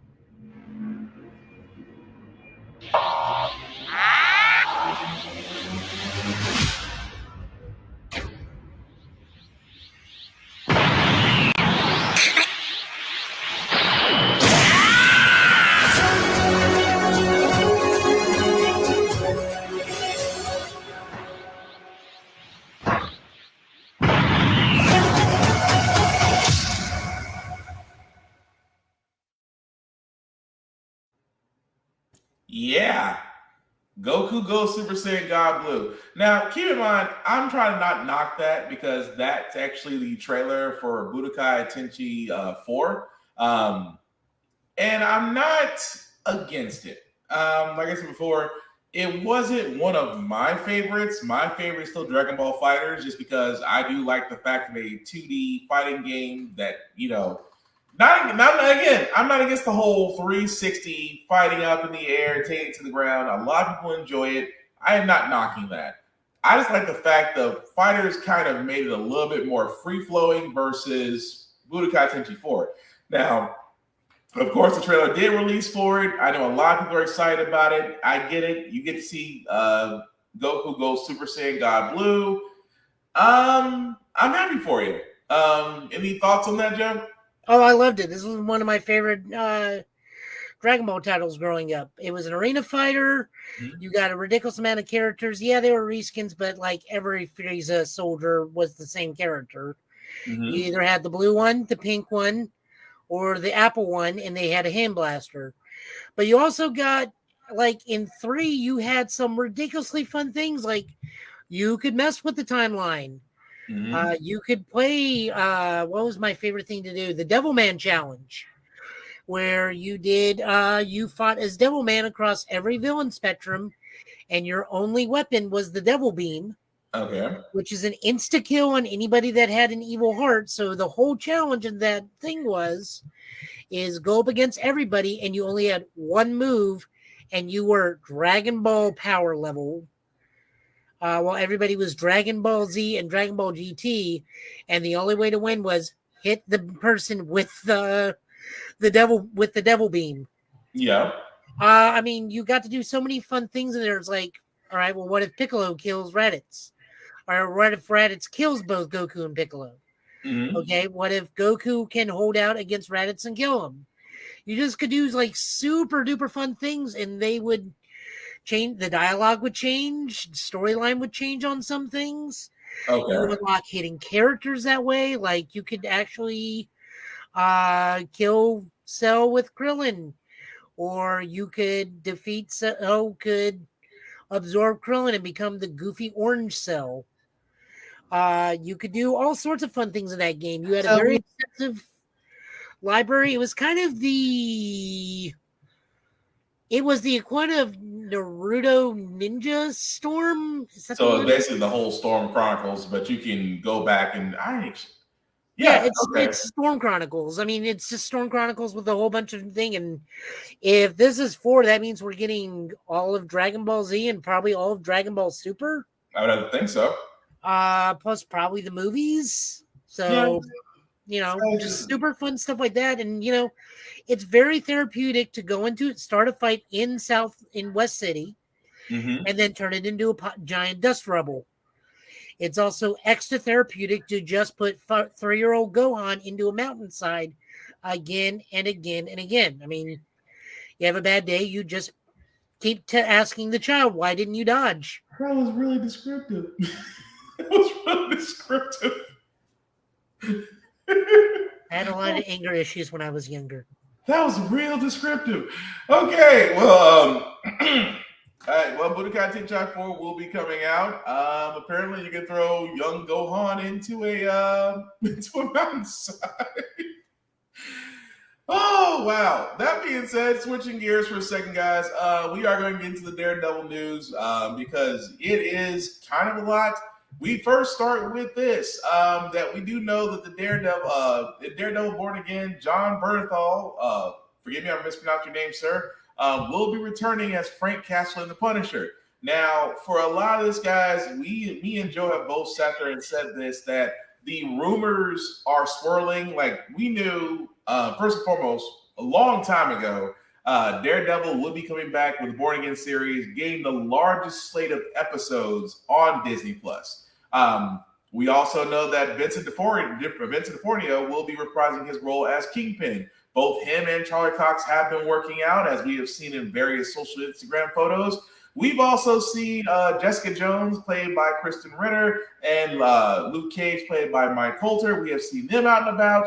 However, nothing at this point has been confirmed, although they are kind of teasing about Jessica and Luke Cage actually using the names of the roles that they played. Look, as long as they undo the finale of Luke Cage 2, like erase that finale part of Luke Cage 2, I am all for it on that one. Sorry. I didn't interrupt. I just want them to undo the finale of Luke Cage season 2. Oh, you're not the only one. I didn't like the fact he, became a mob boss. That's what I thought was kind of weird. But no, we do know John Bernthal will be returning as Punisher again. Punisher, if you have not seen that series, a great series. Was on Netflix, now on Disney Plus. I still think he did the character of Frank really a lot of justice as far as being this torn, disheveled, but focused, violent, but kind of not morale, but at the same time, he's not completely a dick either. But I love the fact of his character coming back to Daredevil. Now, that also being said, we did find out two other things. The characters that played Fergie and Karen, Deborah Ann Wolfe and Eldon Henson, as of this moment, and I say as of this moment, are not involved with Daredevil Born Again. These two did play iconic roles in Daredevil with Born Again because, again, it's still fresh. You will not see Born Again for at least a year. It doesn't come out until 2024. But I do think that a lot of people started to get a little bit nervous just because these two have yet to be a part of it. Now, I'm gonna go ahead, Joe. Go ahead. So I'm wondering if this is a scheduling conflict with the Foggy Nelson actor, because doesn't he play a role on the Not Quite Mighty Duck series on Disney Plus too? He sporadically shows up. So I wonder if that's a conflict of scheduling on his part, because he is a Disney kid. Yeah. Like, he's been a Disney actor for a good amount of years. Yeah. The Karen, I have no idea. They may choose to make Elektra the focus, or they may put another one of Matt's love interests in this series, as opposed to, because, guys, I hate to say this, if you're not aware of what happens with Karen, it's probably better off she doesn't return if they're not going to address what happens with Karen. I mean, currently in the comics, Elektra is married to Daredevil, but that's the comics. Right. So I can understand why she may not come back, because, again, they may just want to focus on a different love interest. Yeah. That's had quite a few. The Foggy, it's potentially, like I said, could be conflict of scheduling, or it could be like the Ernie Hudson situation where they just haven't gotten to that point in production and they just haven't asked him back yet. And that's the thing, though, because again, they still have plenty of time. So I still think they're going to be a part of it. I just think that as of right now, it's going to be one of those, we're getting around to it, but like you said, different scheduling, different other projects. I mean, as actors, you gotta take the work as it comes along. Completely understand that. Also, another character change as well. Vanessa Fisk is actually going to be played by Sandra Holt, which again is a different person for the role of Vanessa of the Kingpin's wife. Again, it's not bad. I can live with that, just because I do believe that the previous actress did a very good job as Vanessa. But I'm not against that casting change, because I don't mean to sound very cold about this, but Vanessa didn't really stand out to me and again, this is still the earlier parts, because Vanessa didn't really get cold blood with the Kingpin so much later. So I think that's, as far as this character change, it's not a big thing. It's not like, she's not going to capture her essence or anything like that, but I think it'll be fine. But what do you think, Joe? I mean, just looking for these two pictures, these are two very different types of Vanessa. The first one is an I can save him. Yeah. The new one is I'm all in. Yeah, pretty much. But again, I'm not against that though. But I still think between the previous actor and actress, I think though that'll get solved. I don't think they're going to leave that hanging, especially considering that Daredevil Born Again. Again, spring 2024. We're still in 2023. We're still in the early parts of 2023, so I don't think it'll be all bad. But again, I'm not torn up about that. I think it'll work out exactly the way it should. So with that being said, we do have one last trailer before we move on to. Wait. We know who Daredevil's girlfriend's going to be in the new series if it goes forward the way it does. Yeah. It's Jennifer Walters. Yeah. I just completely forgot that. I was like, oh, wait. We already did cast the girlfriend. Yeah. She said I can smash a lot of things, including Matt Murdock. But yeah, she did. But yeah, she definitely did that. But before we get on to our comic book pulls, because I do have some questions, especially about Scarlet Witch, because they slick did King Arthur, but I'm gonna leave that there. Anyway, Mobile Suit Gundam, The Witch from Mercury. If you have not seen the series on Crunchyroll, again, me and Joe both highly recommend it. If the first episode doesn't grab you, I don't know what else to tell you. But the slap will get you. Huh? The slap will get you. Yeah, at least that. But anyway, they did actually drop the season 2 trailer, and here it is. あなたは進める子でしょ？今行くよ。ミオリネさん。逃げずに進んだら逃げるよりいっぱい手に入るんです。私はスレッタが勝つって信じてるよ。誰の思いも背負ってない奴が邪魔してんじゃねえ。僕には何もないと思っていた。けど、そうじゃなかったんだ。俺はスレッタ・マーキュリーに進めていない。君からガンダムと花嫁を奪い取る。私が逃げなくてよくなったのはあんたのおかげなの。今みんなを救えるのはあなたたちだけよ。進める。進んできた。逃げたら一つ。進めば二つ。ガンダムは暴力マシーンだってこと、お姉ちゃんに教えてあげるね。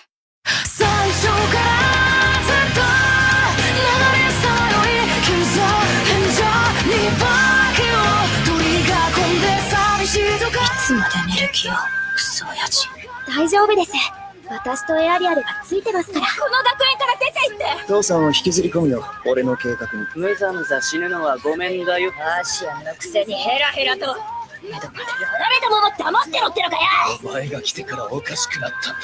何もかも。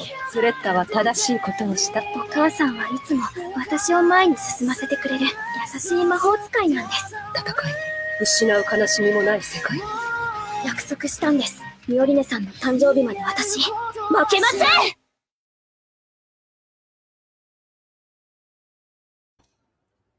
Okay, and that was the trailer for season 2 of, as you can see, Mobile Suit Gundam, The Witch from Mercury, and the infamous slap. This also shows the new theme song, Slash. And I believe it premieres April 9th. Yep. I just couldn't get past the hand. It's like I just can't get. We're horrible. I just can't get past the smile. The smile she had. We are not traumatized by the horrors of war on the Get Bit podcast. We overly indulge them due to anime. It's just the smile she had at the end of that. That will always stick with me. Oh, God. But yes, April 9th. I didn't double check that real quick. April 9th is definitely when season 2 comes out. Available on Crunchyroll. Season 1 is already available on Crunchyroll.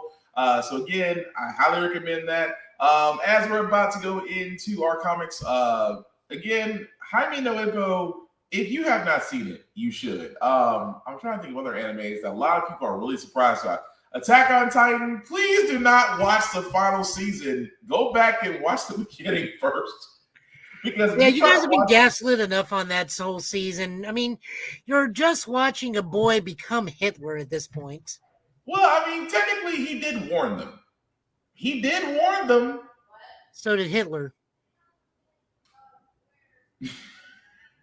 I'm going to wave at that one as it passes me by. I'm waving at that as it passes me by. But no, it's just, it's one of those things where I keep saying, guys, there's really a lot of great anime out there. Share it if you know it, or if there's ones that you believe people will like, go for it. Like, I was just telling a friend of mine about Sacred, and it's like, Sacred's another good one if you don't know about it, but if you got lucky enough to catch it on Toonami, because Toonami did air some episodes. It didn't air all of them, but it did air some. But again, it's one of those ones where it is definitely interesting. Someone did High School DD, and I'm like, you might want to check that before you start watching it. All you got to do and just say this, like, sir, you're clearly there for the plot. Because he told me, I was like, you okay? I'm not judging. There's no judgment. There really isn't if that's your thing. But while Joe is getting his comic book pulls up, let me at least show some love, especially to people that show love to us. I am talking about Rick's Comic City, that's located in Nashville and Clarksville, Tennessee. Definitely check them out. They have been voted Nashville's #1 go-to place for comic books and manga and things of that nature. So if you are in the Middle Tennessee area, definitely check them out. You can also check out their website at rickscomiccity.com that I have up there, to where you can buy, you can order your comic book pulls directly from the website or call in person. Completely up to you to do so, to do that. Also, if you are not in the Middle Tennessee area, if you do have a local comic book store near you or a library, please support them. They usually do carry the most up-to-date comics, mangas, anime, multimedia for you to enjoy. So if you are in the Middle Tennessee area, definitely check out Rick's Comic City. If you are not, please support your local libraries and local comic book stores, because trust me, you're gonna miss them when they're gone. But what you got, Joe? Okay, so before we jump into comics, we do want to shout out our buddy in arms, always eternal host, third host here, Shadow. We are also, because Shadow and I went and did a thing that has already been blocked by YouTube. Dang, already? Oh yeah, it was like in the first 4 hours. That's a record. What did y'all do? It was the whole episode subtitled. I mean, were you that surprised? I mean, 4 hours is a hell of a hot record. Oh, y'all did was it the Ranger episode you covered, or what was it? Oh no, we watched and streamed the first episode of Osama Sentai King Goger. Watched the first thing. Yeah, did live reaction, showed the whole episode. We also got it in podcast format. I went and bought a King O caliber like right after the episode. So now that's a hefty thing. It's for you it's a short sword. For me, it's a normal sword. Jesus, but okay. It's a 520 centimeters long. Dang. That is a good God. Okay. If you attach the king weapon, it becomes 720 centimeters long. Wow. Okay. So, I went and bought my first morpher almost immediately. It is also affectionately called by us as the Boppet sword.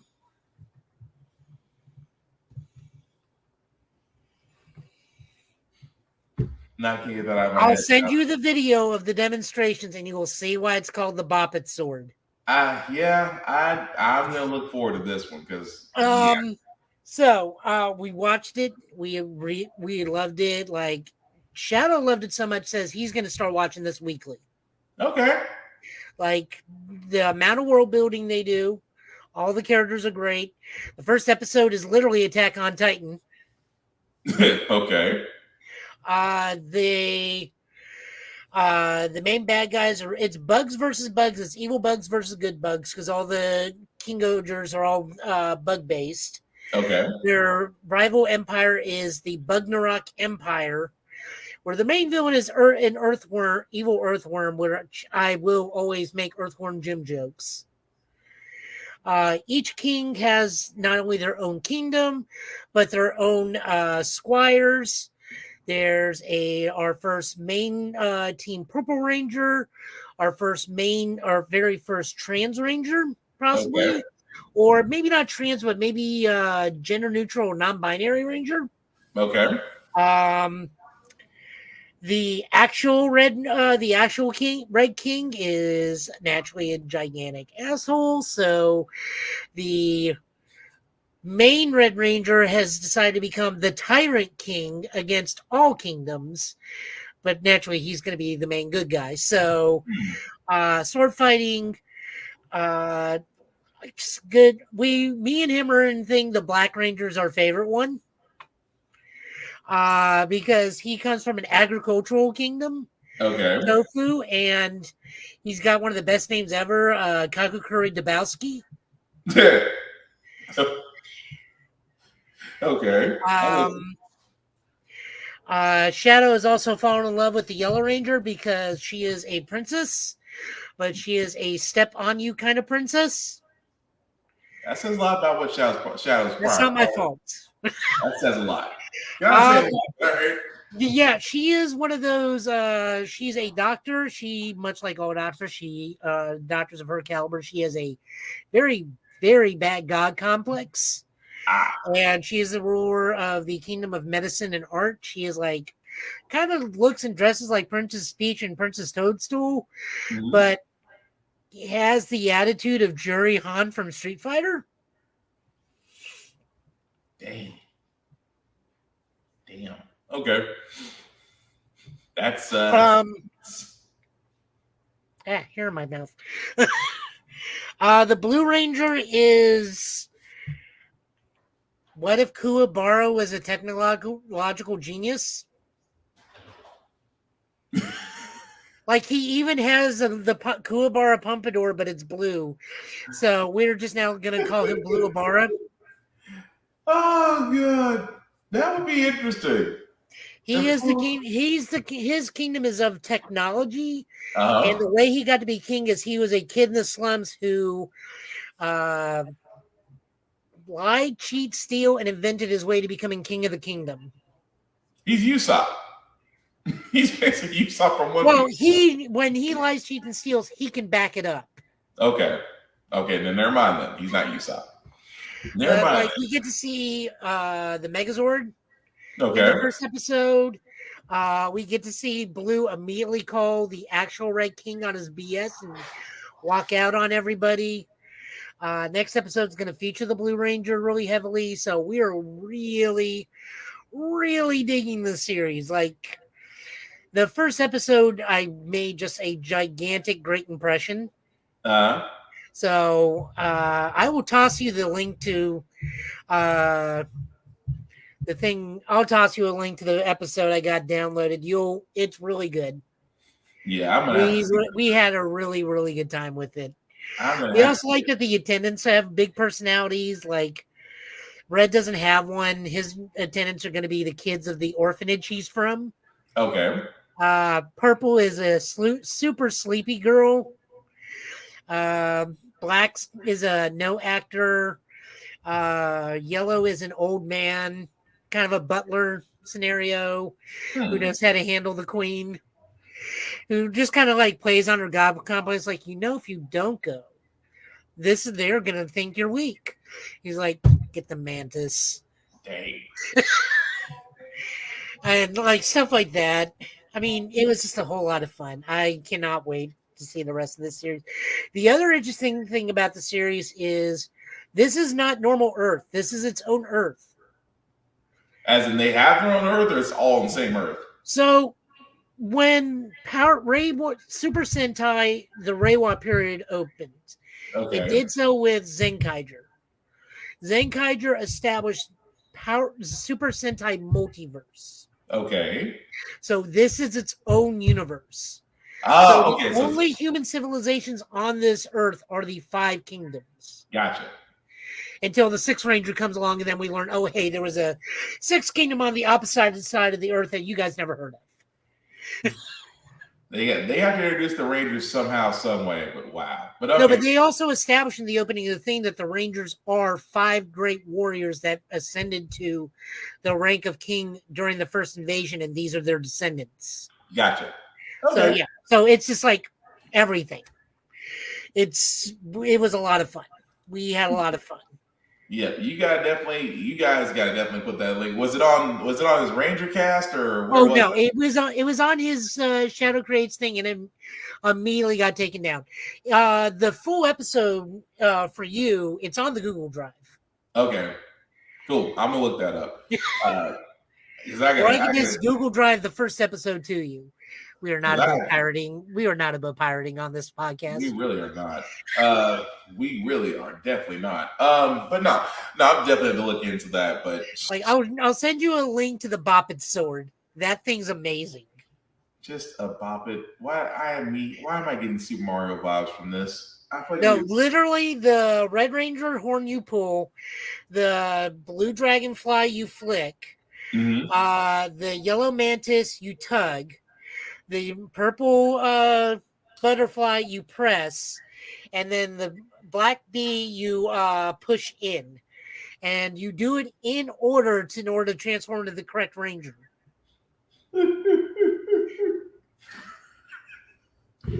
Why do I feel like this could go horribly, horribly wrong? I'll show you one of the demonstration videos before we leave tonight. It is the best sword ever. It's like the best morph forever. It's why I immediately went and bought it. I feel like it go horribly wrong. Like Shadow's like, I got wrist bracers. Me, I got a sword. I got a bopping sword. I just feel like you go horribly wrong. But all right, I'm sorry. No, you're. I'm just thinking about the fact of how that would go. Just laughing my tail off right now. But I'm sorry. Okay. Okay. I see I'll it. do the demo video after we're done. All right, comics this week. First comic is Donna DC, The Adventures of Superman, Jonathan Kent. This is written by Tom Taylor, art by Clayton Henry, and colors by Jordi Belair. And this is the continuing story of Superman's son, John Kent. The whole premise of this is, as it says, The Road to Injustice. The whole premise of this book is Ultraman is tripping through the multiverse, killing Superman. John has to go to the Injustice universe to recruit Injustice Superman to help face off against Ultraman. Although I do love the fact that they're kind of hinting at a different power he's getting. Like, yes, so this is the other thing is John is getting the electric blue Superman powers. Yeah. Which, honestly, I kind of think is super cool because that lets Clark be Clark and lets John get, John gets his dad's old powers from the 90s, but it makes him a different Superman. Yeah. Which, again, I dig. The fact that they had Val Zod and Red Tornado. Red Tornado. That was my favorite thing is where Val thanks John's like, thank you for not immediately jumping to conclusions and causing a fight. And John's like, no, I mean, I've always been a talk first, punch later. Plus, superheroes fighting superheroes under misconception just belittles both of us. That is the truth. That's why I was like, when you sat there and said, I was like, Rip, thank you for not immediately going to fight mode. That was funny. That was my favorite thing is where he just like, no, supervillains or superheroes fighting supervillains under simple misconception. It just demeans and belittles the both of us. Yeah. Although the whole thing about Red Tornado, it's like, oh yeah, I'm Lois Lane because my Superman was killed. I was like, okay, Lois Lane being Red Tornado. That's different. But no, I do like the fact of just, the fact that Ultraman being around and that you would need John. It's like, well, we can't call your dad because if we called your dad, he's pretty much DOA. So we need you. Which I do love the fact of that. So it's a great setup, even though this is issue number 1. This is still a great setup to the story because, yes, as Joe had called out so long ago, we are getting an Injustice again.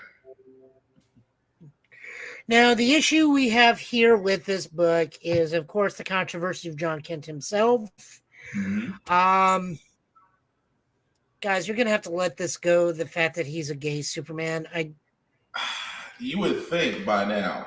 So many people were so happy that the original John Kent book was canceled. It's like, guys, the book wasn't canceled. Like all the superhero books are getting canceled and rebooted later on in Donna DC. Every single line. The only difference is John just got his own book and Clark went back to being standard Superman. John Kent is still a Superman. Keenan Kong is still a Superman. Power Girl is still Power Girl and doing her own thing. And honestly, I like that little psychic thing she's got going on because the backup in the newest thing was her and Kara trying to work out their problems. Right. And Kara and Kara have a lot of problems with each other. You ain't lying.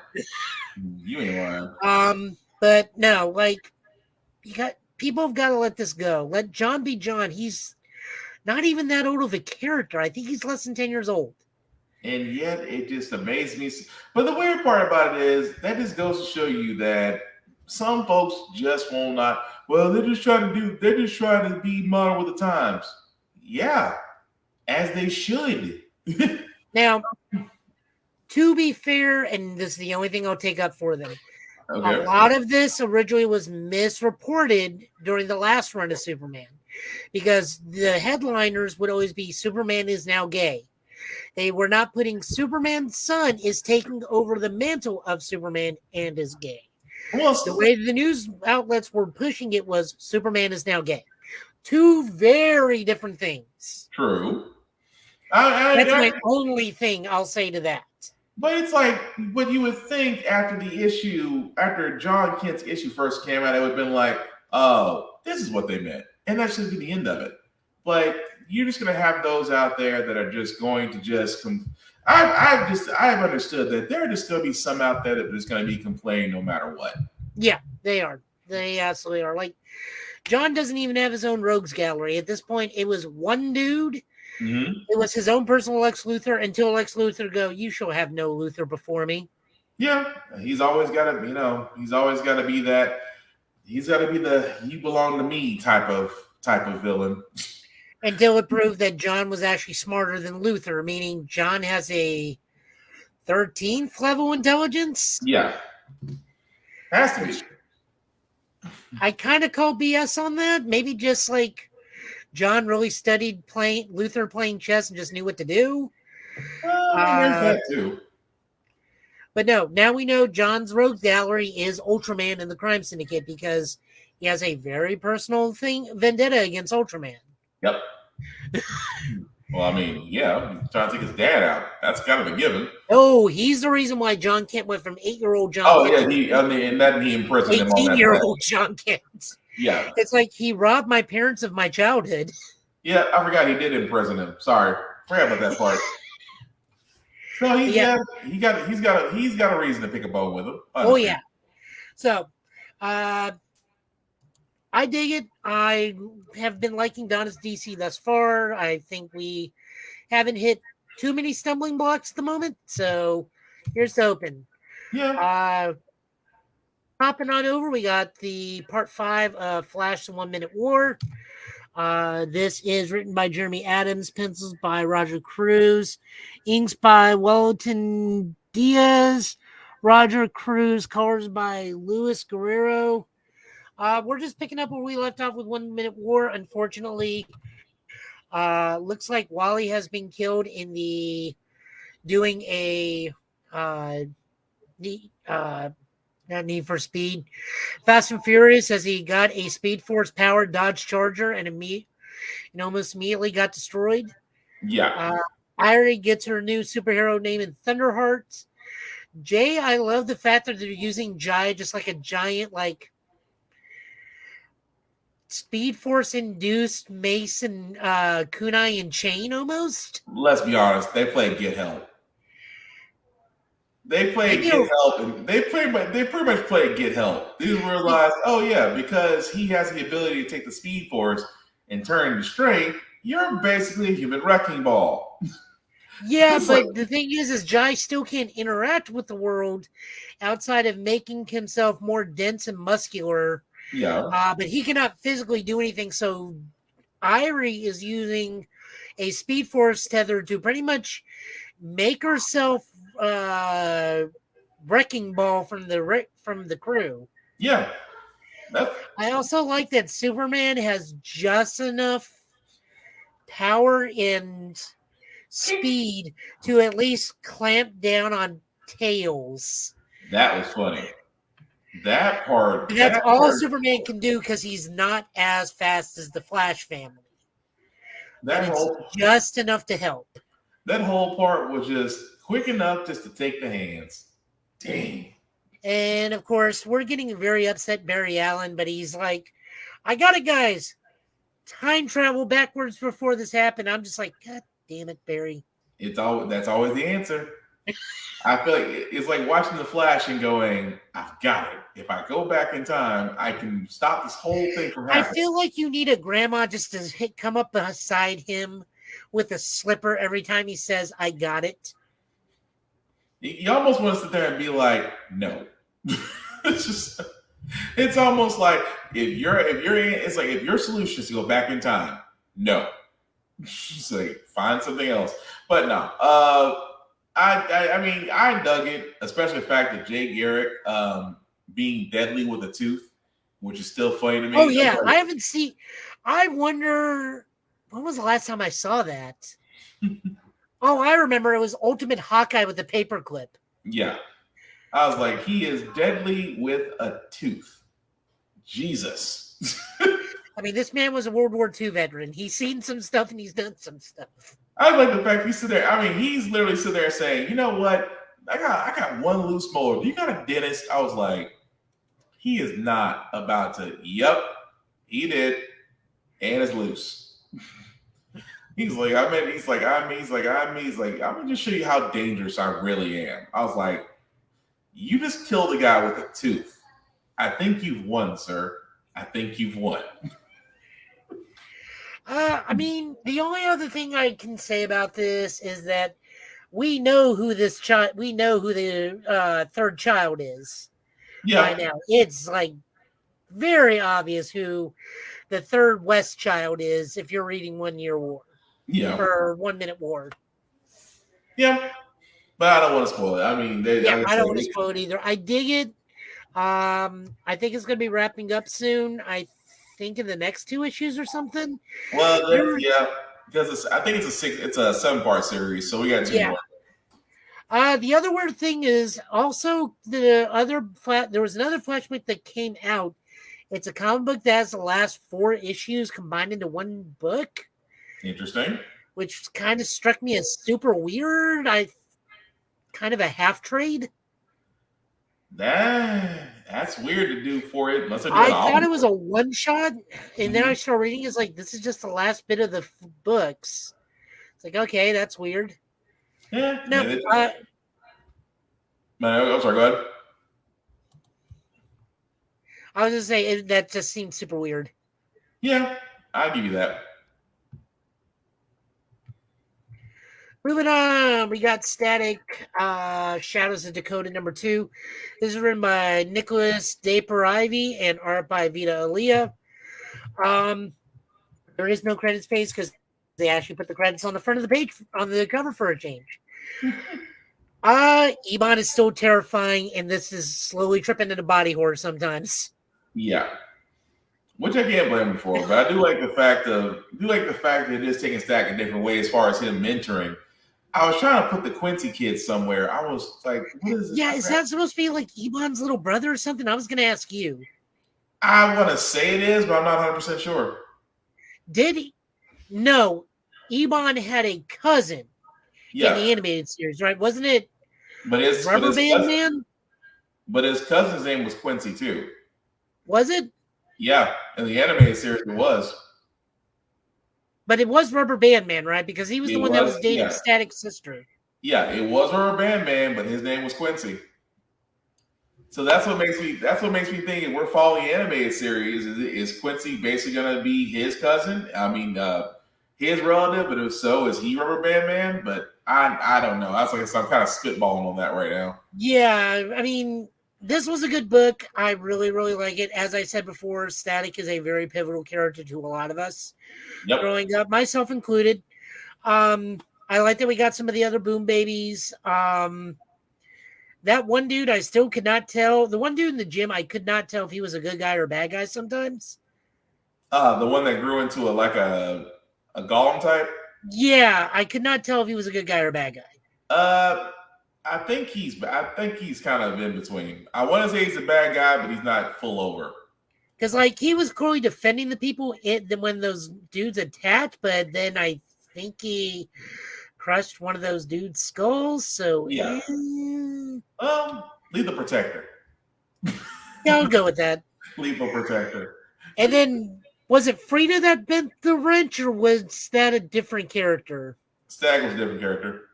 Okay, I'm getting used to the new character design, so I'm not sure who's who like entirely.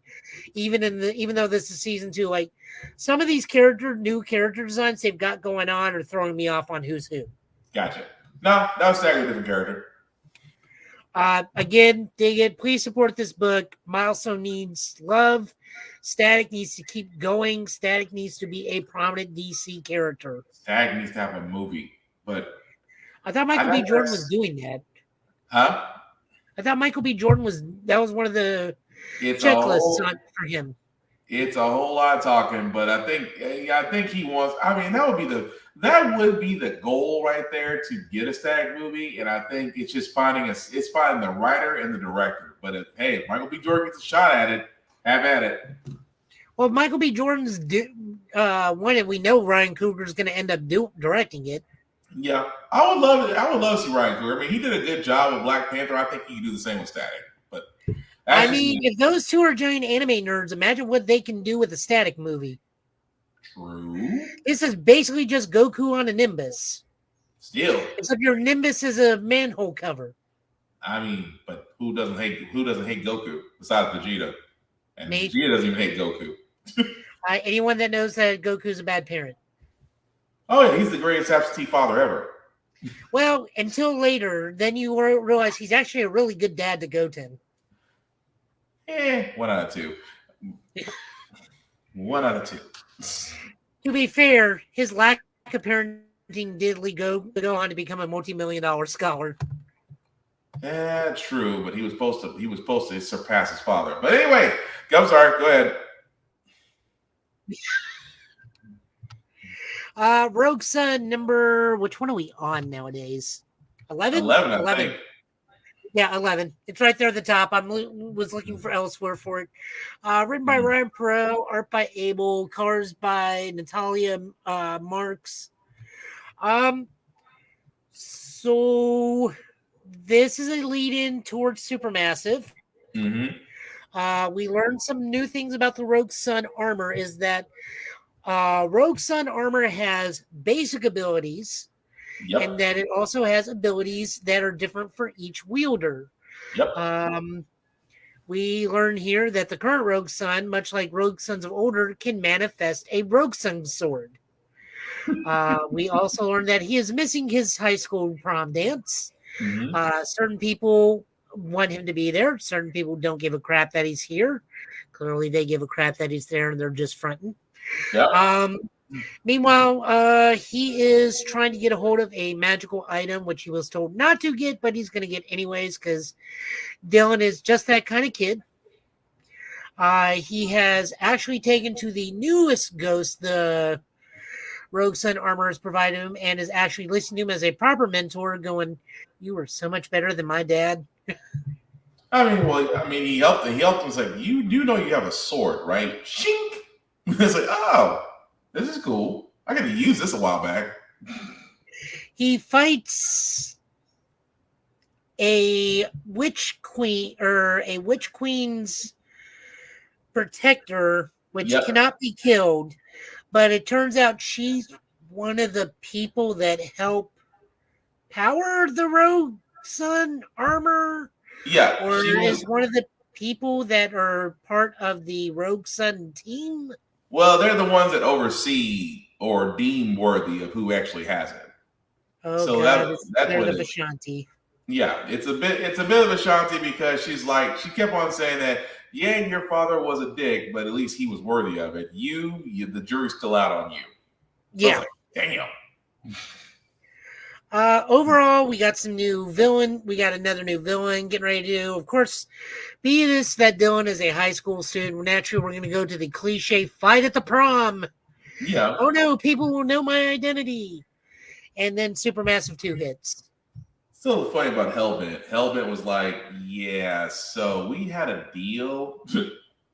It's like, yeah, but you're still going to do what I want you to do. My favorite thing was the dad going, it's like, I really didn't want you doing any of this crap. It's like, but you were in coma. It's like, yeah, but you weren't supposed to wake me up this way. Right. We're all not getting what we want out of this, but hey.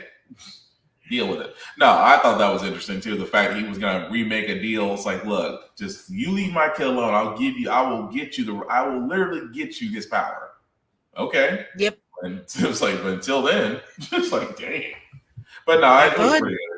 Right. Moving on over to Marvel, Scarlet Witch #3. This is written by Steve Orlando, art by Sarah Pacelli, and inking by Elisabetta DeMarco. Yeah. And colors also by Matt Wilson. This was an interesting one. I kind of dug this because I do dig when Wanda teams up with her siblings, most notably Polaris, but I'm also very biased because I'm a big Polaris fan. Yeah. I also dug the way this was told more as a fable than an actual comic book. Like this was told like an actual storybook rather than a straight up comic. Really, like, what if King Arthur was a girl? What if we went on a journey to get King Arthur her own version of Excalibur because her version sucks? Yeah, pretty much. As I was like, this is basically King Arthur and Excalibur. Yeah, for me, I read it as like, oh, you're King Arthur. Oh, your version of Excalibur sucks, honey. Let's get you a better one. And then they just conjure it up. It's like, oh yeah, so let's just make into what it really should be. It's like, okay, the whole time the sisters are kind of having a reunion, which I thought was interesting. But it was an okay story. I dug it. I think this one's better than the first issue. I think the strongest issue thus far has probably been the Viv Vision one. Yeah. We do know that this now is probably going to be an ongoing series. I'm okay with that. I dig Scarlet Witch. The fact that Darcy's in this is still a little weird, but whatever. She's gonna. We're getting characters from television before because remember Coulson was a thing in the comics for quite a while, and when they had white Nick Fury, suddenly we had black Nick Fury as Nick Fury Jr., which never sat right with me. But now Nick Fury is gone, white Nick Fury is gone, and Nick Fury Jr. is just now standard Nick Fury. Yeah. Thank God. We've moved from David Hasselhoff to Samuel L. Jackson as God intended. That's still funny. Just this book, I dig it. Artwork is fantastic. Again, reads like a storybook as opposed to a comic. I'm okay with that. What little comic book this does have, I'm fine with. As I already said, big Polaris fan. I like seeing her. I love that she's still like this fashionista kind of boutique kind of thing. Hipster. Yeah, kind of a bougie. She's just kind of a bougie mutant superhero. Yeah. My favorite was still that she complained about someone spilling her flat white, then puppeteering Laura against other people and using her just as a giant blender against robots. I mean, that endears me more to her. And Wanda, I mean, Wanda's just Wanda. Wanda's fantastic. Very few times have I read a bad Wanda book. Yeah. It was interesting. That's why I was like, I kind of had to read it that way. I was like, okay, so this is basically Excalibur. So I can roll with this. But yeah, I really like the fact they kind of have a little mini reunion, which kind of leads me to wonder, like, okay, this is leading to something else. But no, it was good. I'm sure all three of the Maximoff children are, well, let me rephrase that because technically Polaris is not a Maximoff. All three of Magneto's kids. Yeah. That he claims ownership of. Yeah. We'll probably get together at some point and have a big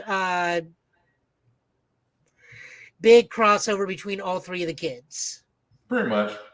And I'm also fairly certain we will have Billy and Tommy make an appearance in this book too, because you're not going to have a Scarlet Witch series without at least one cameo from her kids. Of course. We're definitely going to see that. Moving on to the finale tonight, I think. We may have one more, I'm not sure. Yeah, one more. For that one, definitely one more. X-Men number 20. This is written by Jerry Duggan with art by Stefano Castellini. Art colors by Federico Blee. We just have more fallout from the Brood. They find Brew. I like that Magic is now dancing with little broodlings that are doing Thriller. Yeah, that was funny. It doesn't take much to make Magic happy, but it's just small joys for her. But we also go ahead. Go ahead. No, I was going to say because you're about to get to the point I'm about to make, but go ahead. You're about to say it. They're now fighting on a three-way front now because the Brood are doing bad things because of one thing. Jean and Magic and Brew have to fight something else. Forge and M are still doing Space Odyssey 2001 stuff. Pretty much. This is still all happening before Sins of Sinister. I don't even think X-Men proper is going to touch Sins of Sinister. They may just make one of. Woo, that was a thing. I'm trying to figure out how that certain character got evolved into this. That's all I was like, really? As many times that name has been said, this is where you pop up? Okay. Which one are we talking about? Nightmare? Nightmare. Oh, no. We know exactly why he's doing that. He's paying Jean back for the little mental dominance she smacked him down with during the Halloween issue. Oh, yeah. This is get back for that. But I was like... Oh, yeah. This is just pettiness. Yeah. Because Brew's like, wait a minute. They're always under my control. Okay, you sleep, friend. You sleep now. And then Nightmare's like, yeah, so remember Halloween? Remember Halloween? You know how petty I am? I'm coming back at you almost 6 months later. And then the last part still killed me. I'm like, really? Wilson Fisk? That was the other thing that threw me off because this actually does tie into Daredevil because at the end of Devil's Reign, we do see Typhoid Mary and Wilson Fisk just sail off on a boat. We just didn't realize that the boat was heading towards Krakoa and that Wilson Fisk can claim legal residency on Krakoa because he's married to Typhoid Mary. That is still crazy. And he is still petty against Emma Frost, and Emma Frost like, fuck all my lives. It's just the whole thing is like married to Typhoid Mary got him citizenship to Krakoa. And it's like, wow. And the only thing they're there to do is screw with Emma Frost, which is just a bad idea in general.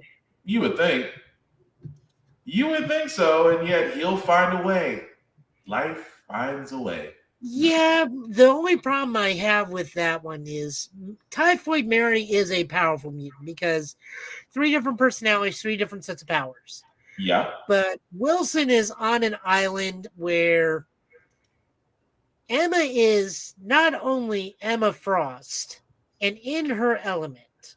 Yeah. She's also one of the leaders of the Krakoan government. Still in an island of friends and telepaths. I don't know what Wilson is planning, but he does not have his mind control powers at the moment. Yeah. So I don't know what his big plan is. I don't know how he plans on screwing with Emma. I think this may just be a one and done on their end.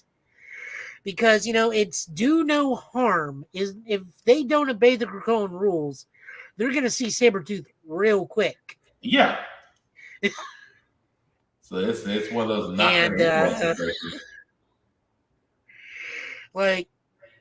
they have no and remember, death is a revolving door on this island. So all this is going to do is if he kills Emma, this is just going to make her come back super pissed. Yep. But again, that's one of those. It's going to be one of those where I'm just going to be laughing mostly. It's this is one of those you ask for it situations. Or they can just keep killing Mary until they get the right personality they want. That is true. Because remember, the last time before she became a stable version of Mary, she was a nun in a church that Matt went to for the majority of the Zdarsky run. That's still creepy, but okay, no, that's still creepy. I can't find. I mean, I'm not arguing with that, but the other thing I want to say about this one, Tiny Iceman. Hey, whatever works. It's like, we left him behind. Nope, right here. That part. I also like the Firestar's like, God bless, it's cold outside. That part was funny. It's like, he stayed behind. Nope, just made myself smaller. It'll take me a second. Gave me a moment.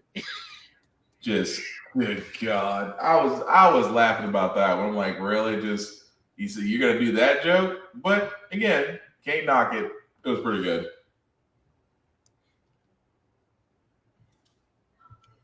Yep.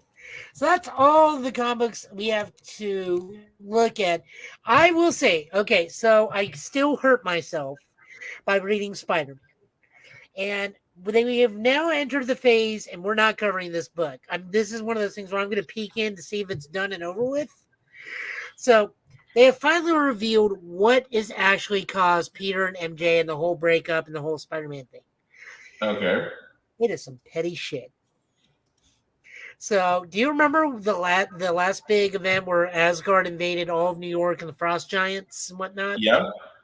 Yeah, it's some minor god of the Ice Giants who is just petty and wants revenge on Spider-Man for like no reason. Interesting. So it is an Asgardian. It is a curse from the Ice Giants, which has separated Peter and MJ and given MJ her own husband and children, possibly. So these could be magic Nord constructs, like how Mike Murdoch was a thing. That is okay. It's interesting, but okay. So yeah, apparently all this is happening because somebody was a sore. One of the ice gods, or one of the gods of the Ice Giants, was a sore loser. Is what I'm getting. Gotcha. We waited a half a year and been gaslighted this long to say someone's a sore loser. Still funny though. Hey, if you think about it, that's Hellfire Planet. That you got to hold on to some. You got to hold on to some hateful hate to get that far. Let's just be honest.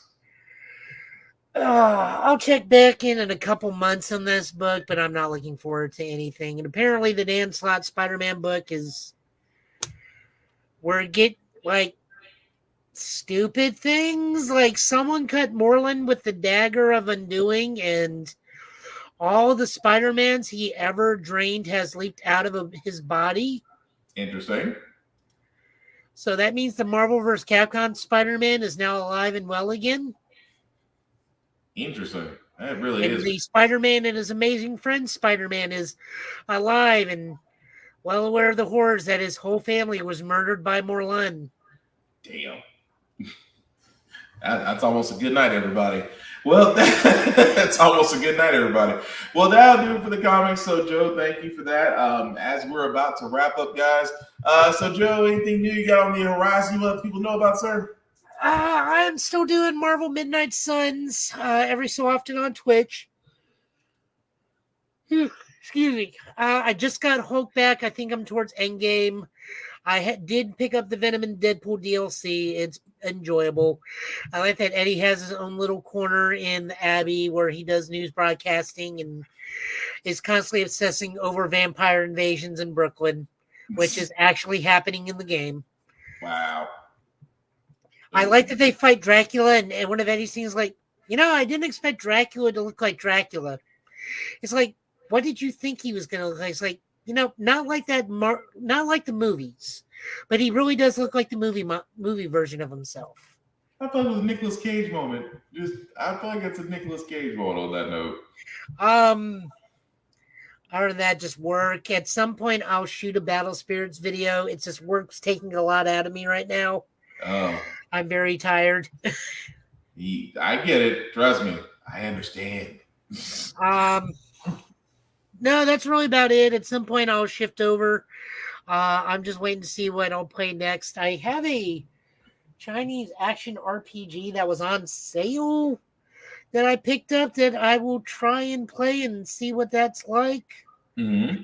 I don't really know too much about it. Just kind of looked like an decent action RPG, and China's been putting out pretty solid action video games. So I thought, what the heck? It's on sale for $29.99 from $79.99. So I didn't take it as it being bad and being on discount. I just took it as like, this is the only way anyone's going to pay attention to this game. So why not give it a shot? Fair point. Can't knock that. Okay. No, I thought about games I was looking forward to, but that's a whole nother. That's a whole nother can of worms. But that being said, guys, you definitely can catch Joe on his YouTube page at Total Justice Gaming. You can also catch him on his Twitch page at Joe Chai last name. And of course, from his mini cosplays, as you go on the National Scarlet Spider of him and our esteemed colleague Shadow, basically cosplayed Nick Fury and Baron Zemo. I think Shadow got the better deal of that one personally, although you did sit there and tell him I told you on the shots. Aside from that, guys. That was a photo I actually directed, and I wanted Shadow to be the main focus on that one. Well, you got a future, sir. That's all I'm gonna say. Especially the shot and the direction, I thought it was pretty cool. But as far as me, guys, of course, Black Spartan, of course, I also go by Blackbox447 on all social media. I usually do reviews and everything that I write, that I watch, that I play, and read and gym stuff because I have recently moved. So I realize as I get older, I need to take more time to recover. So I will be back in the gym next week. I cannot freaking wait for that. Of course, you can definitely find me as I usually post everything there. I also do a wrestling column for Blurred's Eye View. Why wrestling? Because wrestling is real and people are fake. Because I am really looking forward to what they're doing with this Bloodline story as it's climaxing. I just hope it doesn't take over Cody Rhodes. Because let's be honest, he is probably going to get the belt at WrestleMania at this point. But that's neither here nor there. That also being said, guys, link at the bottom and make that just a little bit bigger for you guys to see. If you copy and paste that link into your browser, we'll take you to Linktree. That's the YouTube and Facebook groups for all the podcasts. How the friend we got here, get bit. Of course, y'all this podcast. Like, share, and subscribe, and let us know what you think about everything we talked about tonight. We definitely want to keep the conversation going. Also, even though transmission levels are getting lower, if you are going to be traveling, please wear a mask. If you're going to be a place with high traffic, please wear a mask. If you feel at least bit sick, please stay home because Joe will tell you as a healthcare professional, his job is harder because people do not listen. So please, oh please, let's be smarter, let's be safer when we're out and about. That's all I ask. At the same time, guys, as we're wrapping this up, I am saying this at the beginning of 2023, and I will say it's the end of 2023. We are all in different lanes. We are all running different races. If you put the work in, the reward is bound to come. However, if someone does accomplish something before you, please congratulate them. There is no need to be salty. There's no need to be hating. We all need to be a society of congratulating people more, especially in the nerd and blurred and cosplay communities. We need to have less. We need to have more appreciation, less criticisms, and less gatekeeping. I am just telling you this because it definitely needs to happen. So again, in the words of Will Wheaton, don't be a dick. Aside from that, guys, you can definitely catch our podcast again on YouTube and Facebook and Twitch, all under Get Bit Podcast. Definitely check them out.